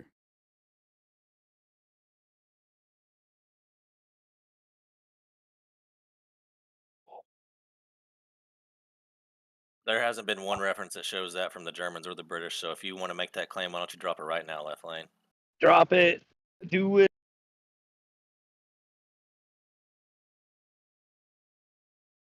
Yeah, if not, we're gonna get the presentation. All right, cool. Well, we all know. Oh, yeah, that go ahead, Alan. My bad. We all know that chamber's empty, so we'll just go ahead and roll on. So relativity of simultaneity is false, right? So what is the principle of relativity of simultaneity? Well, let's see what Einstein has to say about it first. So he says here, the definition of simultaneity, right? Because we're going to do the full expansive Steelman, and we're even going to read a response from a professional relativist. So let's see here. This is Einstein describing that there is no such thing as absolute time. And he goes on to show, using Galilean transformations, that there's no, or that it would lead to a variance in the speed of light. So that's incompatible with the postulate. So then he introduces the Lorentz transformation. So what he's doing here is establishing, he gives the analogy. He goes, hey, if I say, hey, meet me at 7 o'clock, and I'm talking to my buddy, he knows what 7 o'clock is because we're in the same time zone. But if I say it to somebody else, you know, they're not going to, in a different time zone, they're not going to know what 7 o'clock is. And he there kind of builds upon that to say that there's that time is defined arbitrarily as a function of velocity relative to the coordinate system. So from that introduction, it's a deviation from absolute time, and then he goes on to say that events that occur simultaneous for one observer in a frame, it will not be simultaneous in another frame. So this leads to the old, what do you call it? The old train car situation here, where they say, Relativist. suppose we have a train car moving at some velocity, and a lightning strike occurs, and there's also an observer in between. Let me back up a second. We have a train car moving at some velocity. We have a stationary observer. At that point in time in which these two gentlemen intersect, so C and D, when these two intersect, a simultaneous event occurs where lightning strikes two trees. And the moving observer sees the lightning, he's moving towards the light coming towards B. So he's like, oh, I see this event first, right? Which is like an apparent effect. It's like a Doppler shift situation, right? It's not real. Like, obviously it happened for both observers at the same time. But he takes this as like a physical deviation from reality between the two systems, from stationary and relative motion. And then because the two time coordinates aren't linked, they're one's called coordinate time and the other one is proper time. The moving frame is defined as proper time. So because they're not linked, these two events can't be simultaneous. So in one reference frame, the lightning strikes, and the other it doesn't, and vice versa. We'll go ahead and get Einstein's confirmation, because this is his his example here in his 1905 paper, maybe it's a little ambiguous. Let's turn to what he says, and I believe this was 1920 or 1917, where he was writing on the general and special theory. So he touches on relativity of simultaneity, which is the core principle of relativity, which the other two postulates are put forward based on that. So he says two events are two events, i.e., or e.g., two strokes of lightning, A and B, which are simultaneous with reference to the railway embankment, also simultaneous within the train. We shall show directly that the answer must be in the negative. When we say that lightning strikes, when the lightning strokes A and B are simultaneous with respect to the embankment, we mean the rays emitted at the place A and B where they occur, or where the lightning occurs, meet at the midpoint of M and the length of A to B of the embankment. But the events at A and B also correspond to positions A and B on the train. Let M1 be the midpoint of the distance A to B on the traveling train, just when the flashes, as judged from the embankment, of the lightning occur, M1 naturally coincides with M, but it moves towards the right in the diagram with the velocity of the train. If the observer sitting at the position M1 in the train did not possess this velocity, he would remain permanently at M1, and the light rays emitted by the flashes A and B would reach him simultaneously, i.e., they would meet just where he is situated. Now, in reality, consider the reference of the railway embankment. He is hastening towards the beam of light coming to B, whilst riding ahead of him the light coming from A. Hence, the observer will see the beam of light emitted from B earlier than he sees the one emitted from A. Observers on the railway embankment, observers on the rail train as their reference body must therefore come to the conclusion that the lightning flash B took place earlier than lightning flash A. We thus arrive at the important result, which events which are simultaneous with reference to the embankment are not simultaneous with respect to the train, and vice versa. Relativity of simultaneity. Every reference body, which is defined by a coordinate system, has its own particular time. So defining proper time as the time in the moving frame, this is the time that's going to be changed as the function of the square of the velocity over c, velocity squared over c squared, and then also distance as well. So, and then relative to they call it coordinate time. So that would be your stationary, your reference body there. So that's going to have what he's defining as coordinate time, which is just arbitrary to the coordinate systems that they're defining for both observers. Unless we are told the reference body to which the statement of time refers, there is no meaning to the statement of time of an event. All right. So he's further illustrating here that there is a physical temporal difference based on velocity for simultaneous events, right? So the example that I put forward is, suppose you up the stakes a little bit. Let me show the video that Shane made some nice little animations here.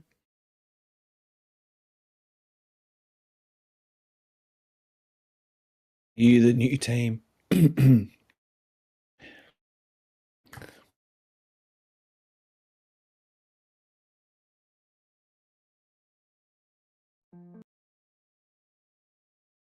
All right.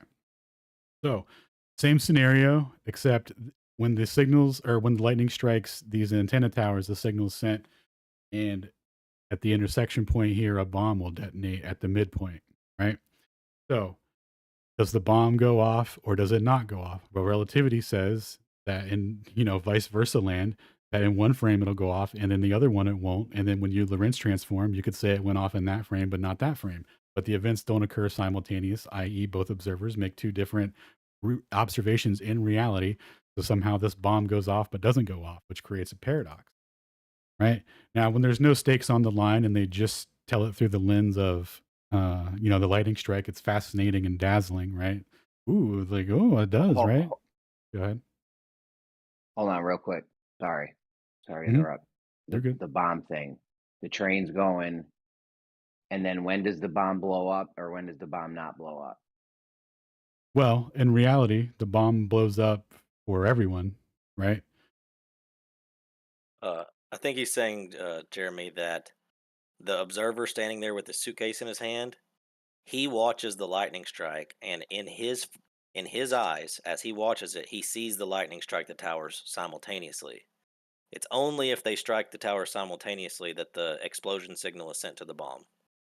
Right? So he's saying that in the frame that according to Oh, according to relativity in the frame of the train, they wouldn't be simultaneous signals. So, or they wouldn't be simultaneous lightning strikes. So no explosion signal should be sent. But in the frame of the this man standing on the ground, they are simultaneous. So there would be an explosion signal sent.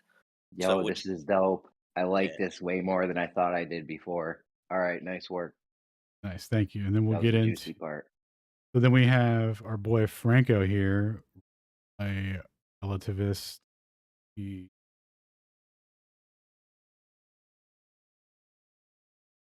Yes, here we go. We'll go over his Geo, reply. you got this up on the big screen? Hold on. Geo, did you have all that up on the big screen? Or the live stream or whatever? Yeah. It's all been All shared. right. Nice All right, work, so- guys. Nice work. Thank you, sir. So he says, so this is Franco. He has a PhD in particle physics. He hangs out on Twitter and Flat Earth Fridays. He's pretty decent lad. He's chiming in here to correct me or whatever, right? So he says here, the bomb is configured in such a way that it detonates and receives the signal simultaneous in the front and the back. It receives the signal. The signal needs to be propagated from the ends to the midpoint, and the signal propagation can't be faster than light. So if the lighting strikes both ends simultaneously in the reference frame A and the signal from the head, it will reach the midpoint earlier than the light from the tail. Hence, the midpoint is moving towards the head of the light path and will be shorter. So no bombs will be detonated in the train's frame, and the two paths are because they're the same length. But lightning strikes will not be simultaneous, so there is no paradox. Special relativity is completely consistent. But let's no, it's consistent in the sense that the bomb goes off but doesn't go off, but that doesn't happen in reality, right? We all know the bomb goes off. Not a single person here would put their family on a train, have an observer at an intersection point where a simultaneous event would occur that would or wouldn't cause a bomb to go off, right? It's insane. Like when you actually think about I think if I you think the reason is the reification of time into this actual physical thing. well, it's So- I not think the that's the Yeah, problem. No. The problem is that they're deviating from absolute time and using partial differentials to describe time arbitrarily as a function of velocity in the coordinate system. That's the actual problem. if Time you and could space see this, stops. Exactly. That actually. hold on, Egypt. Sorry. Egypt, hold on a second. Just hold on. So you're saying if you could see the signal, actually see the signal on the way back to the train, it's gonna from the observer, it's gonna hit at the same time, and the bomb is gonna go off, right? Yes, the lightning strike is simultaneous in all events. Let me read from Ruyong Wong to kind of break it down, and maybe that'll help elucidate it a little bit more. Because it's one of those. Alan, real quick before you do. Yeah, go ahead. Real quick, just one thing. Yeah, this is pretty much analogous to Newton's bucket in a lot of ways.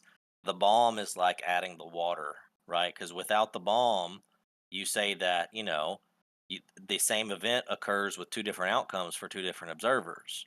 But when you add the bomb in, you're like, well, it explodes for one and it doesn't explode for the other. How can those both happen simultaneously? That's the paradox. And so No, this is pretty neat. I don't think you can get around that, because if you could see the signal going back, you would see it from the outside perspective. You would see the signal hit at the same time, so the bomb can't.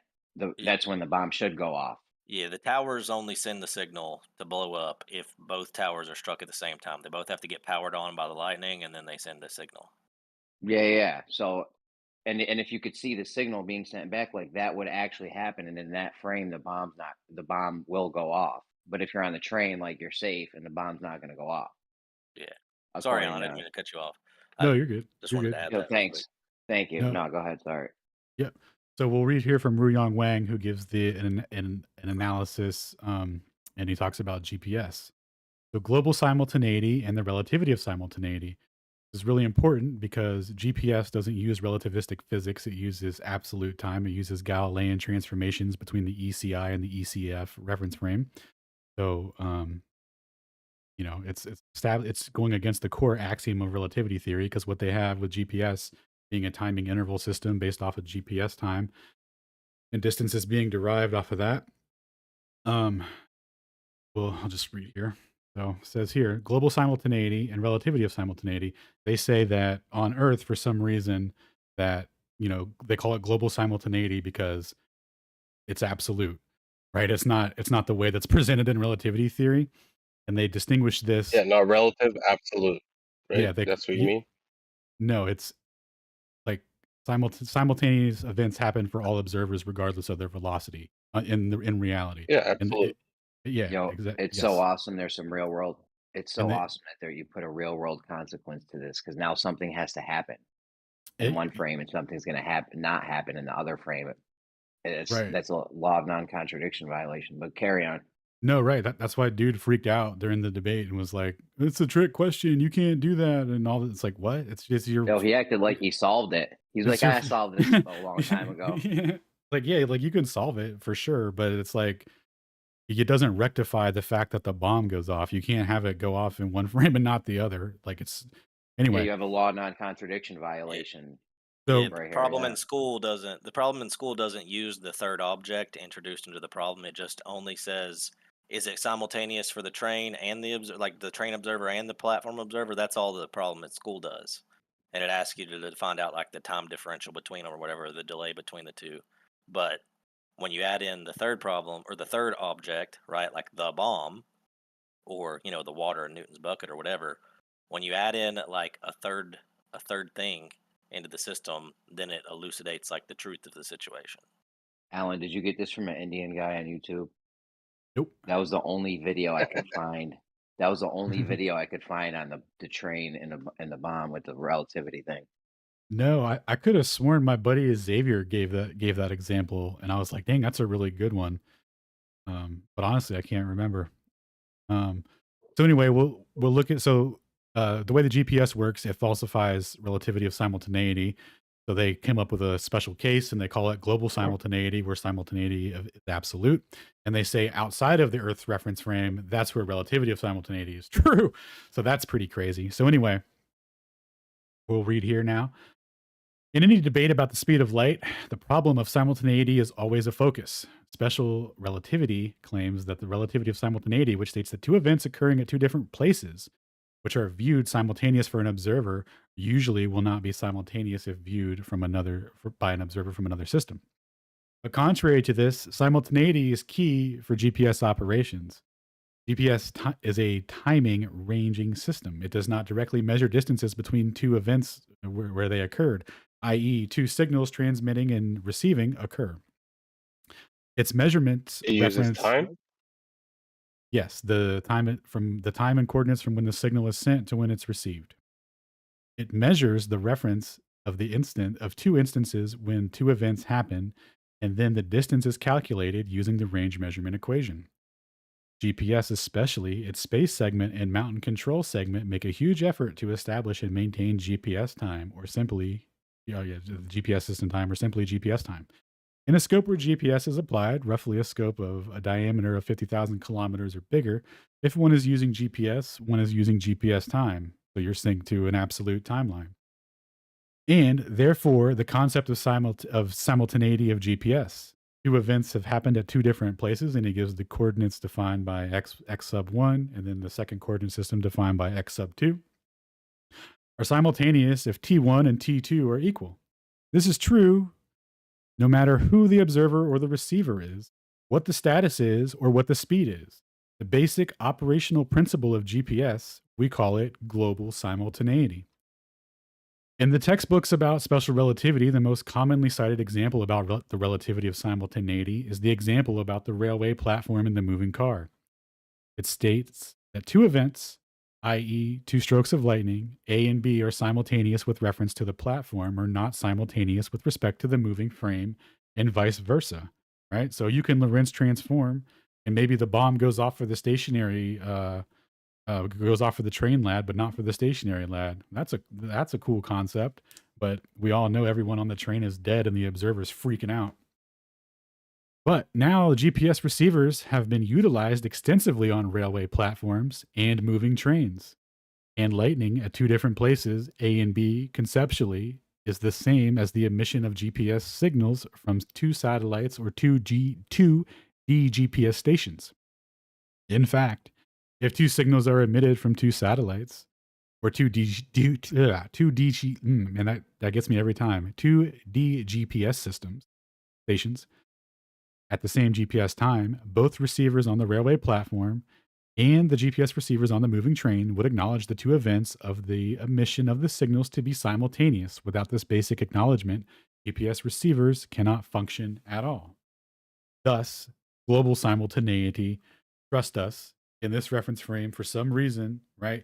And I even read a paper from a guy, it was an engineering paper. He proposed the mechanism. He was like, maybe Earth's gravitational field locks us into like a stationary ether that the Earth is rotating through, and that's what's defining an absolute time frame. You know, it gets ridiculous, right? Trying to like rectify it, but that's the situation here, right? So GPS, right, is essentially the same thing as, you know, simultaneous lightning strikes occurring, yet everyone gets their distances on time and there's no additional corrections that are needed. Now, this is extremely important because what we're going to look at here is some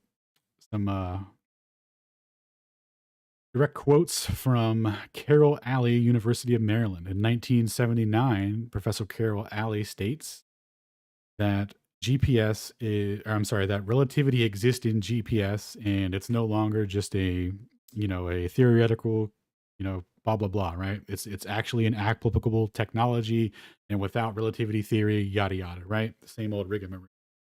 And then 17 years later, in a GPS engineering overview at the end, he's saying here, and that if one perhaps does the explicit recognition of the relativistic effects, I mean, it took a long time to get general relativity down properly, but I think it's more or less correct now. But its absence in any explicit acknowledgement of the special relativistic effects due to the speed of light being the same whenever measured by an observer, leading to the relativity of simultaneity in the associated Lorentz transformation physics, there's nothing of that modeled in the current system. Oh, that's not good. So 1996, I guess this statement in 1979 is completely inaccurate, right? Because you can only do time deviations like that if you're Lorentz transforming using differentials for time and not using an absolute time. But as I showed earlier, do I have where's my boy? Oh, here we go. My boy Neil Ashby here showing us in 2000, GPS is still using Galilean transformations between the ECI and ECEF. And those two reference frames are synced to sidereal time down to 9,192 millionths of a second. So they've established absolute time, like there's no relativity of simultaneity. It's completely antithetical to GPS. If relativity were true, it would require Lorentz transformations to make these corrections between observers and GPS stations. Or, where the signal was sent. So, another direct falsification from it. And I think, what was it we read already from Einstein? Yeah, we're good. I think that's everything. Makes sense?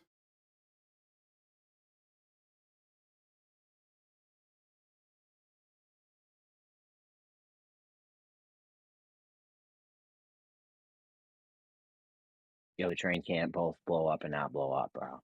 Like, and the guy's gonna see the signals hit it at the same time in one frame. So it has to blow up in that frame. And if special relativity is true, it can't blow up in the other frame. Yeah, if you argue that relativity is true, you're arguing against the functionality of GPS, as denoted by my boy Neil Ashby, who's using the fictitious frame of the ECI to hide the fact that the speed of light is measured differently for observers with respect to their velocity, proportional directly. I think the bomb in the train thing kills it right there, bro. Yeah, no, absolutely. You gotta. And then to further supplement it, right? Like in reality. All right, what's up? No, go ahead. Oh, I was going to say, and just to further supplement it, I mean, GPS is literally using absolute time. Galilean transformations, time and space are absolute in them. This isn't relativity physics, right? So let's see. Let's look at a Lorentz transformation real quick. Let's pull. Yeah, velocity over v squared over c squared. Here's Einstein in 1905. We're going to scroll down here. Here he's showing if you use Galilean time between time and t prime. For the moving frame, you're going to get a discrepancy. C is not going to be measured at a constant. This is what he's going over through here. And his answer to that, to remove that deviation and keep time constant, he ends up with your boy, the Lorentz transformation. So this is the gamma factor. So you apply this to as a function of your velocity squared over c squared, and this correction will adjust your x-axis, right? This will be your link contraction. Oh, I'm sorry, this will be your time dilation, and this will be your link contraction on your x-axis as a function of your velocity. And these And then go back to the other one. these equations are not used, right? What he's using here is a Galilean transformation, T prime to T, right? So the same thing that Einstein is saying doesn't work up here because it leads to the speed of light not being the same. Well, our boy Neil Ashby is letting us know right here that it's not the same. And that's actually Wang's entire point in his paper. If we want to go over the range measurement equation real quick, which I think we will for continuity. It's the same thing with the boats, man. The boats and the, sending a sound wave to the boats for a moving boat and a stationary boat. Obviously, they're going to get a different velocity if the boat's moving because it's going to go from nose to tail faster if the boat's moving towards the signal. But they say when it moves towards the light signal, it does the same thing. So obviously it's obviously dumb. Yep. No one would argue about it not being the same for sound, but they want to say it's the same for light. Yeah, exactly. We're about to read the use of the range measurement equation and how it shows that the speed of light is measured as not being constant. Some people think that the range, this is Ruyong Wang, 2000. Some people think that the range measurement equation is based on the constancy of the speed of light on the surface. This may appear to be true. C, the speed of light, is the only velocity term that appears within the equation. Expressions such as c plus or minus v, which are often seen in discussions of special relativity in classical physics, do not exist in this equation. Therefore, some people would conclude that if the equation is correct, special relativity is correct, and if the equation has been proved to a high degree of accuracy, then special relativity has been proved to a high degree of accuracy. For example, it has been concluded that special relativity has been confirmed to a degree of accuracy of 5 times 10 to the minus 9. But we should not judge things by their appearance. We should try to grasp their essence. If we analyze the implication of the range measurement equation carefully, we will find that contrary to what appearance tells us, some people think the correctness of GPS range measurement equation actually leads to the incorrectness of the principle of the constancy of the speed of light, and furthermore, the principles of relativity.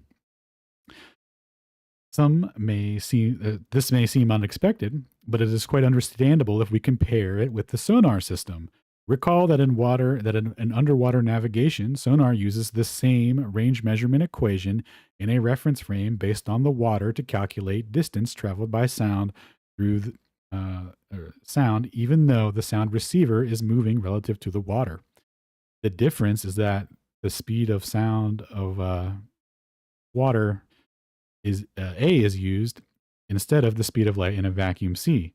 However, no one would emphasize the constancy of the speed of sound, and contrarily, everyone thinks the speed of sound is dependent on the motion of the receiver, right?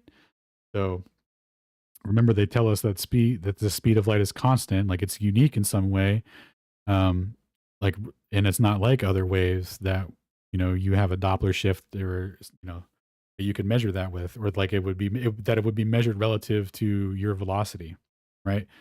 So GPS directly, contradicts that. So what'll happen here is GPS will do a timing. It sends out a signal, so it has a snapshot of its time coordinates, its location of when we're sending the signal and how long it takes to get to you and then you get the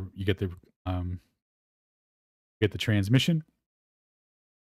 And based off of that time delay, that's giving a distance, right? And you will receive that delay proportional to your velocity. And Wang goes on to talk about that, so I'll just actually read this out. So he just concludes here that we can conclude that the speed of light is independent of the translational motion of the speed of the source.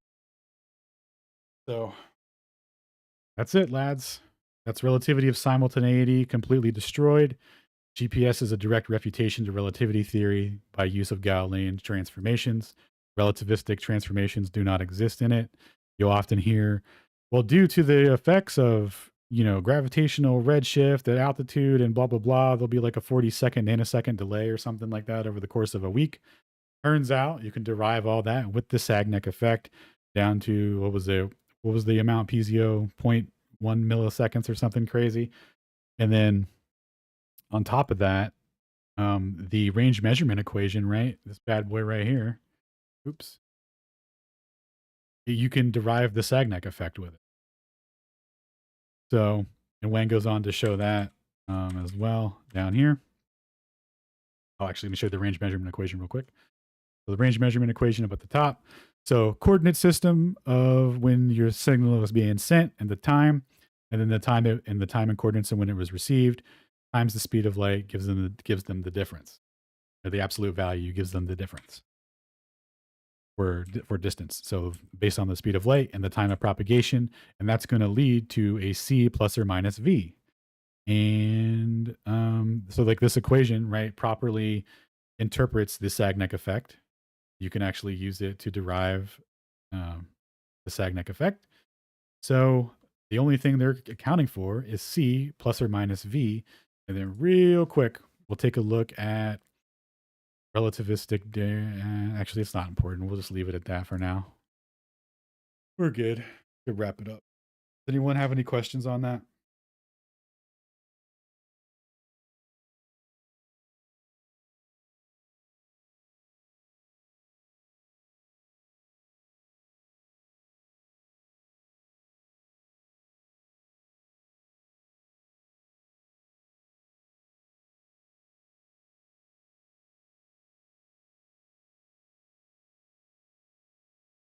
All right, so we good to go?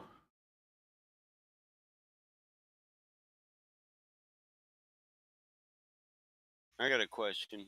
Do you think any of that implies an absolute reference frame? Absolutely.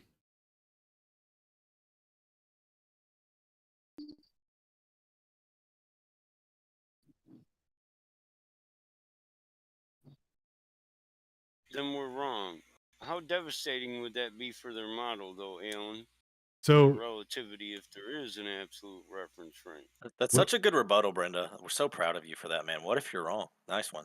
Well, Nice work, Alan. Oh yeah, that's I why have a question as well. That's why I have Brenda muted, just like 0x contribution.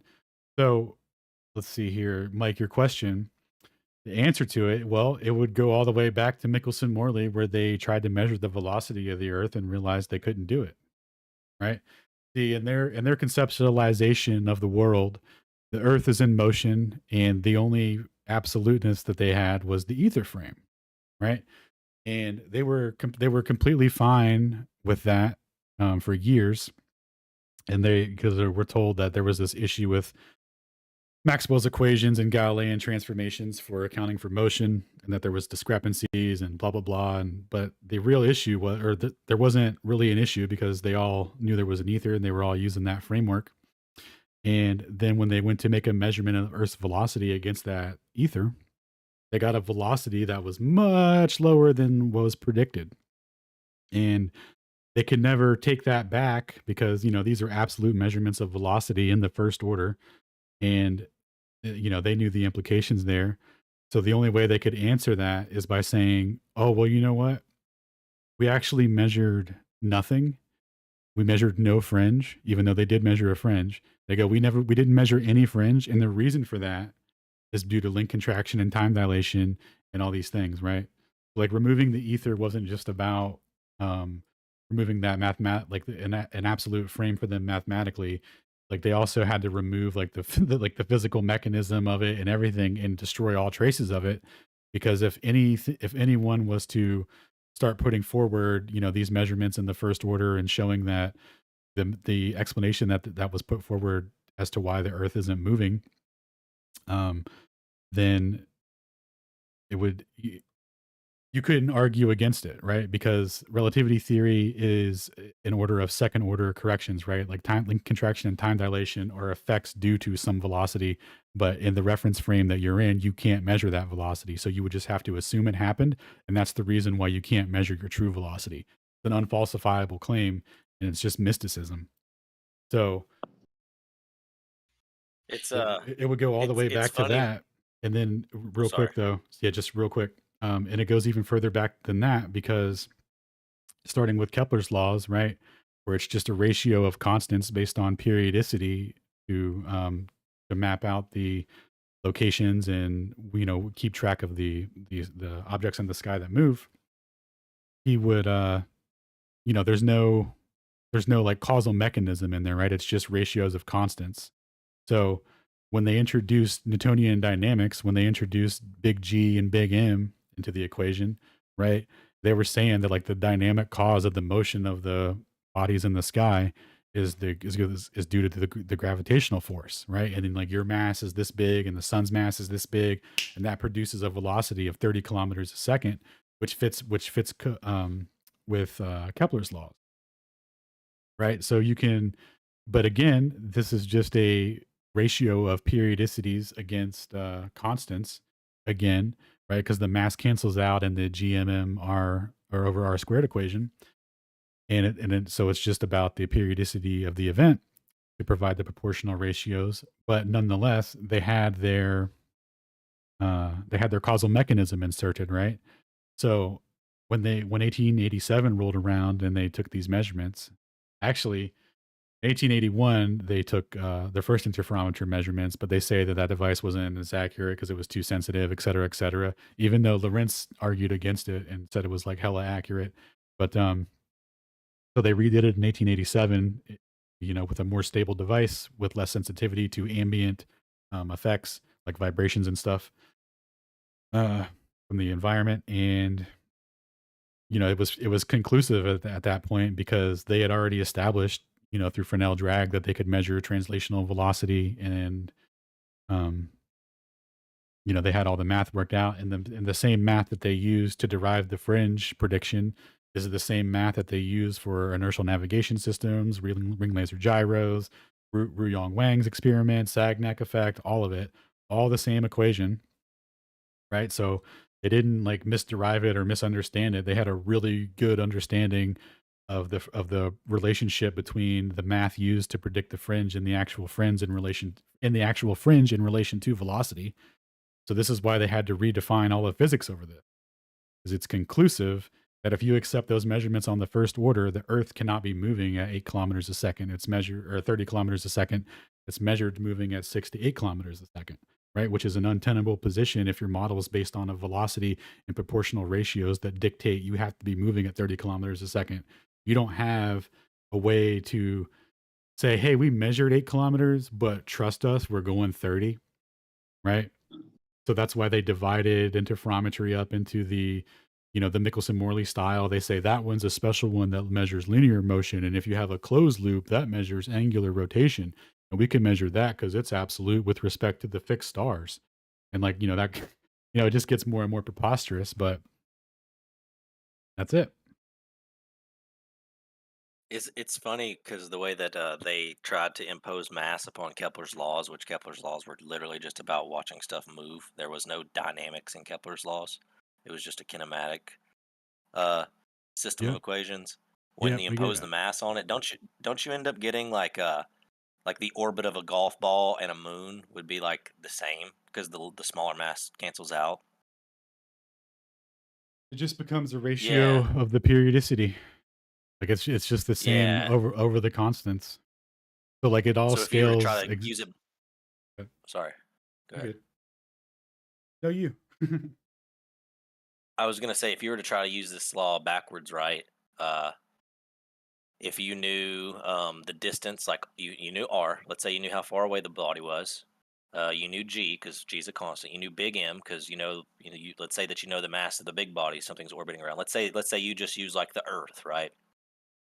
So we're going to put an object at a distance away from the Earth. Okay, that's much smaller than the Earth. It wouldn't matter if that object was like Mount Everest or a ping pong ball. They would both have the same T using this equation because the small m, the little m cancels out,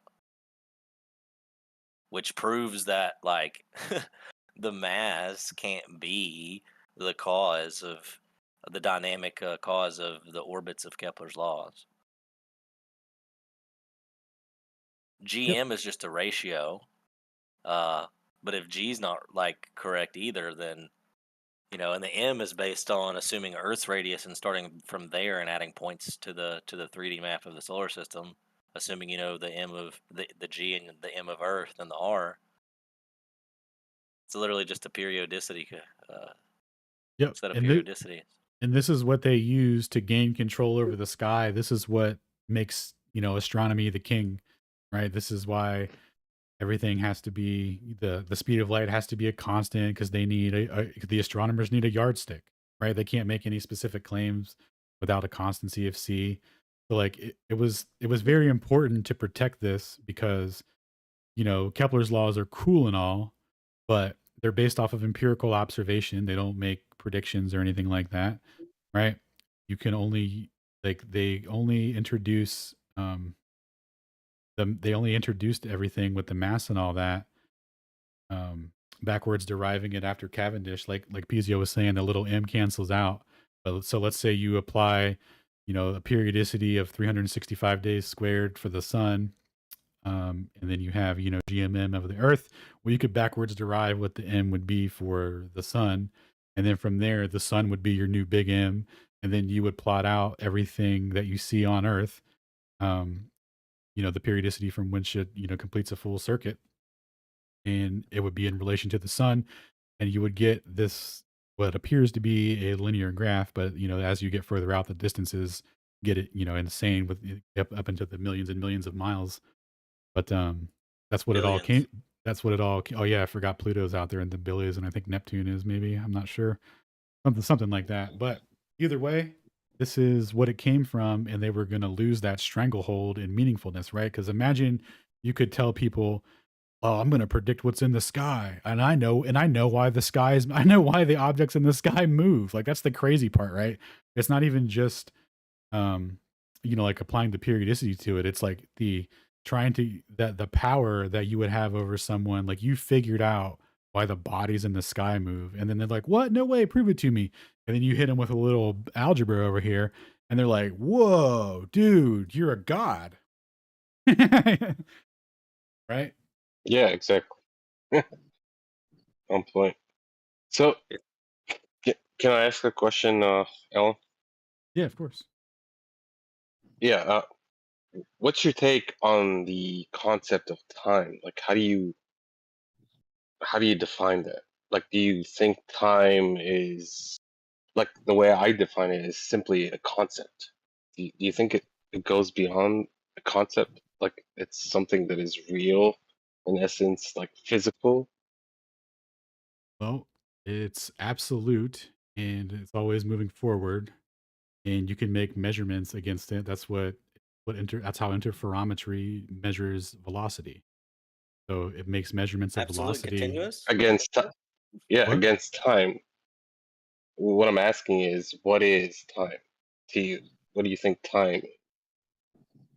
Well, I don't really think too much about it. All I know is that it's in relation to the best time that we have, right, is sidereal time, right? And we have that broken down to 9,192,000,000 of a second. And everything seems to be, moving forward on that timeline, right, every day. So that's Um, all I really know about it. Sure. can I get Yeah. in? So Well, wouldn't it If I be can what do just you finish. like it? Well, what do you Wouldn't it think's be a moving measure? forward though? What? Hold on, you guys kind of went at the same time, and then wait, were they finished with that last part, or? I was wanting to add to what was said a second ago that Yeah, to I was me, I was gonna finish my question if I could, please. I apologize. go for it. Yeah, thanks. So, Alan, about the speed of light, right? Being a constant. What is your contention with that? That it's not measured as a constant. Everywhere on Earth, relative to the latitude, there's a velocity addition component to it, and subtraction in the opposite direction of the same, right? So like Michelson, Gale, Pearson, and then the measurements done. Yeah. Do you that think you they know why? Yeah, there's an ether wind Okay. that carries the velocity of the sky. That's why when they plot the minimum and maximum dimensions and the variation, like in that plus and minus to the speed of light, when they plot that against sidereal time, it makes a sine wave. Okay, thanks. Yep.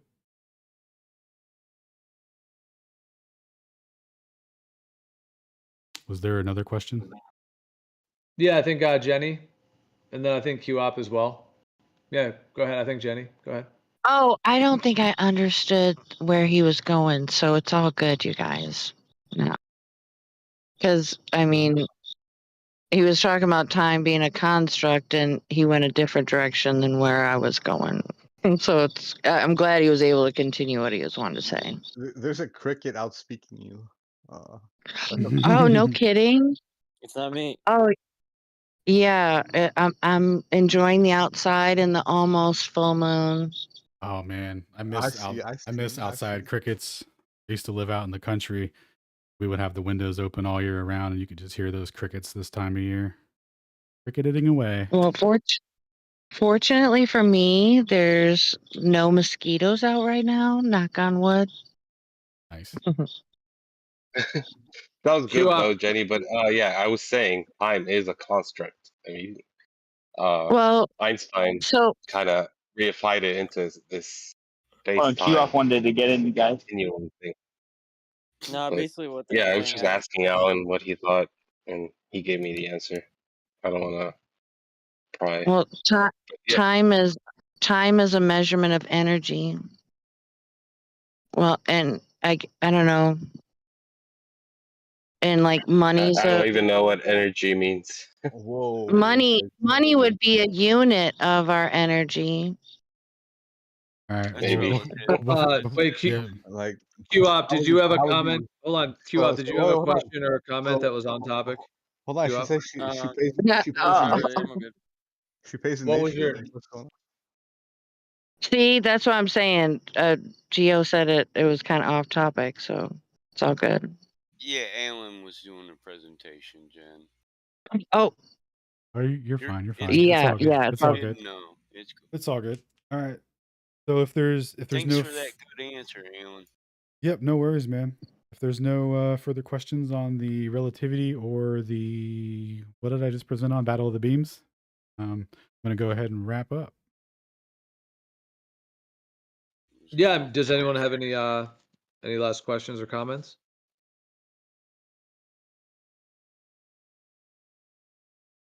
That was an awesome presentation, bro. I will say, yeah, that was great. As always, I often say at the end of your presentations, I think I gotta go back and listen to that again because yeah, there's a lot of information in there, and yeah, that was awesome. And then the added parts at the end that you were able to share in terms of those topics with the train and the relativity and all that as well. So yeah, bro, cheers, and yeah, and yeah, if anyone else does anyone else have any last questions or anything they want to say? Yeah, it wasn't a battle, it was a massacre. Al X had a question, I think. You did? He a real person? It was a or- Holocaust. Yeah, body bag them. No. Put a toe tag on a globe. Yeah, I had a question, but there's really an inconvenience because I joined like 2 minutes ago, right? So I missed a lot of it, if not all of it, right? But there's this guy called Sea Lion, right? He's lurking in the chat. You had a debate with him a couple days ago, right? He's So, lurking. Yeah, can you Alan just, knows. Is that a can you just shut this question? guy up once and for all, dude? Yeah, dude. Like, Oh, I you mean, know, he's didn't you not. body bag him in that debate? I mean, he's not gonna stop, bro. Like it's public appearances and stuff, right? Like he's a good dude. We talk all the time, but I'm not trying to like compete with him in a text chat or whatever. I don't care about that. No, he's cool. Good prez, bro. Yeah. Thanks. Over a month, there's a running open challenge to the public to explain the beams, and no one has done it with any specificity whatsoever. They've just given one-word answers like refraction. So, yeah, GG. Yeah, I mean, what is the best rebuttal that you've even heard? Like, if you had to just like there's not elevator one. pitch Steelman of the best one, is there even like No. a top? If there even one or two? Nope. There's literally none. If you refract, you have to revoke a ridiculous index at different locations, which is, preposterous. If you diffract, you're going to be the beam dimensions aren't going to work. If you sky prop, the system doesn't even work that way. It wouldn't even be usable. Those are the only three options, and neither of them are good. And then you have to do it with two beams that need to intersect on the target. Right. Creating a whole new set of issues no, there's nothing, man. It's been a pretty big body bag. Like I said, the best refutation I got was not even in the form of a refutation, really, but people pointing out some inaccuracies that I had, like when I was using the Bernard station. Oh, you quoted the numbers wrong. Yeah. Oh yeah. I was 50 miles off on the one thing. Yeah, old boy tried to run that into the ground on Jeranism. Yeah, well, it's cool. I'm glad that he did, right? Because it's like he set everyone up. We're like, oh, this is the answer. We got you. And then it's like, well, wait a minute. What's the math on that show? Oh, it still doesn't work, and it's worse. I know. So you was all matter of fact, like, hold on, it's still crucial for the ball. So and you just moved right on. I thought, yeah. Well, you'll never see is them showing the math on how it would work or attaching any like Pizio said, they'll never attach any specifics to it because once you do, you got to start putting in numbers. Then you got to explain where those numbers came from and what they're doing. Yep. But to somebody who doesn't understand any of this, but you said something wrong, therefore, how can I trust anything you say? Yeah, well, tomato, I guess. Mm-hmm. Is that incredulity or what? No, that was just a ridiculous. Oh, okay. Say they're ridiculousness in our problem, but yeah. All right, cool. I'm gonna close out. I'll be back in a few. Bet. All right, lads, thanks for showing up tonight. Be sure to check out Brushtail Coffee at brushtail.coffee. I'll see you guys on Tuesday, where Shane will be presenting on maps and coordinate systems. And I think on Monday, possibly, I'll be doing Battle of the Beam.